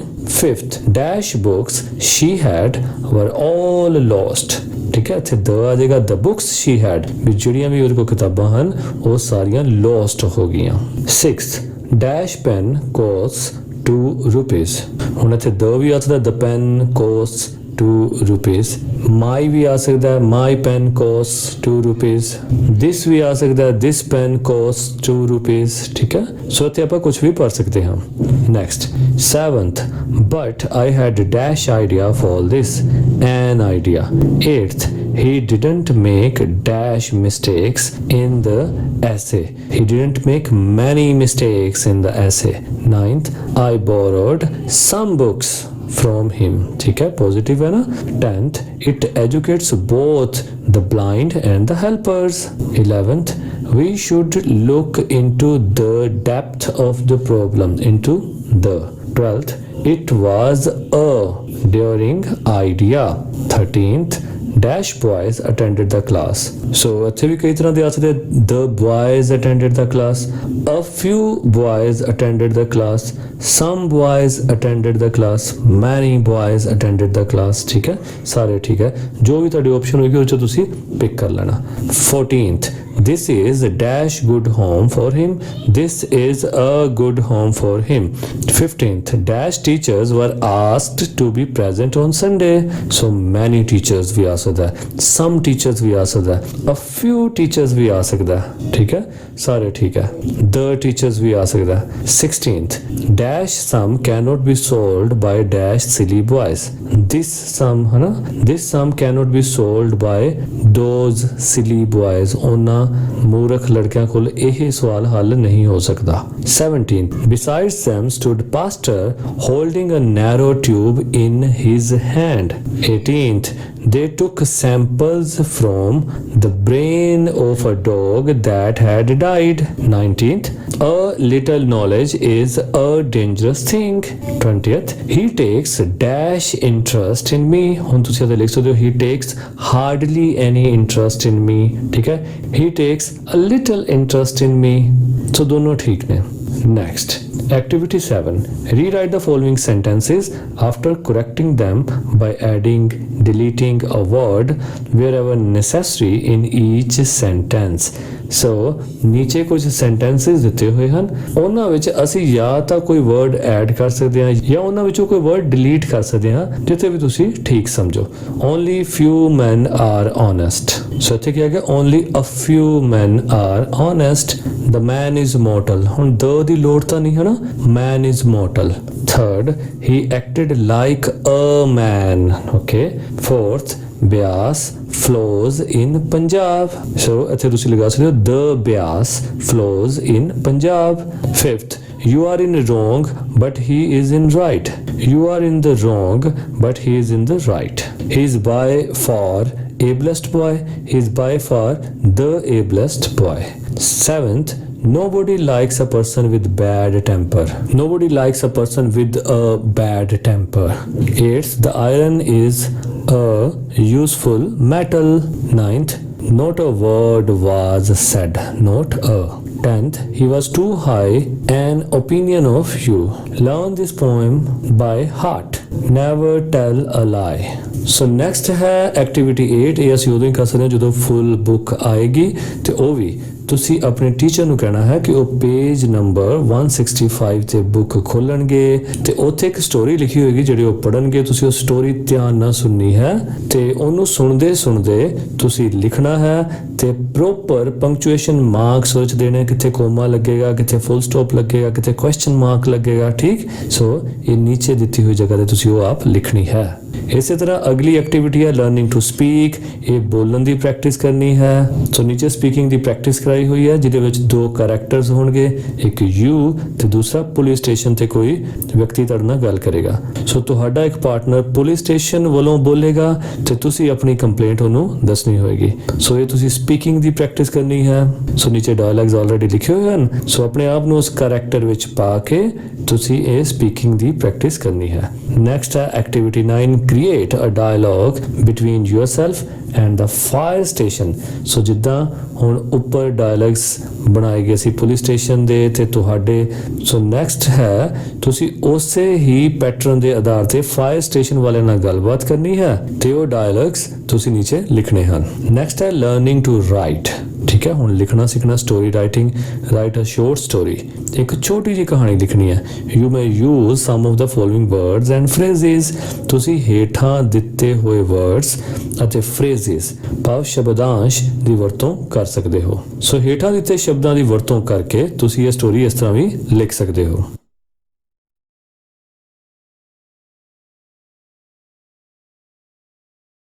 Last ਹੈ activity 11। Suppose your classroom has been attacked by a swarm of bees. ਮੰਨ ਲਓ ਤੁਹਾਡੇ ਕਲਾਸਰੂਮ ਤੇ ਸਵਾਰਮ ਆਫ ਬੀਜ਼ ਭਾਵ ਮਧੂਮੱਖੀਆਂ ਦੇ ਇੱਕ ਗਰੁੱਪ, ਇੱਕ ਇਕੱਠ ਦਾ ਅਟੈਕ ਹੋ ਜਾਂਦਾ ਹੈ। It is time to go back home. ਤੇ ਘਰ ਜਾਣ ਦਾ ਸਮਾਂ ਹੈ। Get into groups of 5 and think of how you will take your bags from the classroom full of bees. ਹੁਣ ਤੁਸੀਂ 5 ਜਣੇ ਬੈਠ ਜਾਓ ਤੇ ਤੁਸੀਂ ਕਰਨਾ ਕੀ ਹੈ, ਸੈਂਟੈਂਸਸ ਬਣਾਉਣੇ ਹਨ ਕਿ ਹਾਂਜੀ ਤੁਸੀਂ ਕਿਸ ਤਰ੍ਹਾਂ ਆਪਣੀ ਕਲਾਸਰੂਮ ਵਿੱਚ ਜਾ ਕੇ, ਜੋ ਕਿ ਮੱਖੀਆਂ ਦੇ ਨਾਲ ਭਰੀ ਪਈ ਹੈ, ਉਹਦੇ ਵਿੱਚੋਂ ਜਾ ਕੇ ਕਿਸ ਤਰ੍ਹਾਂ ਤੁਸੀਂ ਆਪਣਾ ਬੈਗ ਕੱਢ ਕੇ ਲੈ ਕੇ ਆਓਗੇ। You will get 5 minutes to discuss. ਤੁਹਾਨੂੰ 5 ਮਿੰਟ ਮਿਲਣਗੇ ਡਿਸਕਸ ਕਰਨ ਲਈ, ਠੀਕ। ਸੋ ਇਹ ਤੁਸੀਂ ਆਪਣੇ ਆਪ ਪ੍ਰੈਕਟਿਸ ਕਰਨੀ ਹੈ ਤਾਂ ਕਿ ਤੁਹਾਨੂੰ ਬੋਲਣ ਦੀ ਜ਼ਿਆਦਾ ਪ੍ਰੈਕਟਿਸ ਹੋਵੇ, ਕਿਉਂਕਿ ਹੁਣ ਲੋਕਡਾਊਨ ਹੈ। ਇਹ ਪ੍ਰੈਕਟਿਸ ਤੁਸੀਂ ਆਪਣੇ ਘਰ ਵਿੱਚ ਜਾਂ ਆਪਣੇ ਆਸ-ਪਾਸ ਬੱਚਿਆਂ ਦੇ ਨਾਲ ਬੈਠ ਕੇ ਕਰ ਸਕਦੇ ਹੋ। So thank you very much. ਇਹ ਸੀ ਲੈਸਨ 3। ਹੋਪ ਤੁਸੀਂ ਖੂਬ ਇੰਜੋਏ ਕੀਤਾ ਹੋਵੇਗਾ। ਮਿਲਦੇ ਹਾਂ ਨੈਕਸਟ ਵੀਡੀਓ ਵਿੱਚ। Thank you so much. Thank you very much for watching this video. ਇਹ 2 ਵੀਡੀਓਜ਼ ਮੈਂ ਤੁਹਾਡੇ ਲਈ ਹੋਰ ਸਿਲੈਕਟ ਕੀਤੀਆਂ। ਉਮੀਦ ਹੈ ਤੁਹਾਨੂੰ ਇਹ ਵੀ ਪਸੰਦ ਆਉਣਗੀਆਂ। ਨਾਲ ਹੀ ਤੁਹਾਡੇ ਨਾਲ ਸੰਬੰਧਿਤ ਹੈ ਪਲੇਲਿਸਟ ਵੀ ਮੈਂ ਅਟੈਚ ਕਰ ਦਿੱਤੀ ਹੈ। ਉਮੀਦ ਹੈ ਤੁਹਾਨੂੰ ਮੇਰੇ ਵੱਲੋਂ ਕੀਤੀਆਂ ਜਾਣ ਵਾਲੀਆਂ ਐਫਰਟਸ ਜ਼ਰੂਰ ਪਸੰਦ ਆ ਰਹੀਆਂ ਹੋਣਗੀਆਂ। ਚੈਨਲ ਨੂੰ ਸਬਸਕ੍ਰਾਈਬ ਜ਼ਰੂਰ ਕਰੋਗੇ। Thank you very much. ਮਿਲਦੇ ਹਾਂ ਅਗਲੀ ਵੀਡੀਓ ਵਿੱਚ।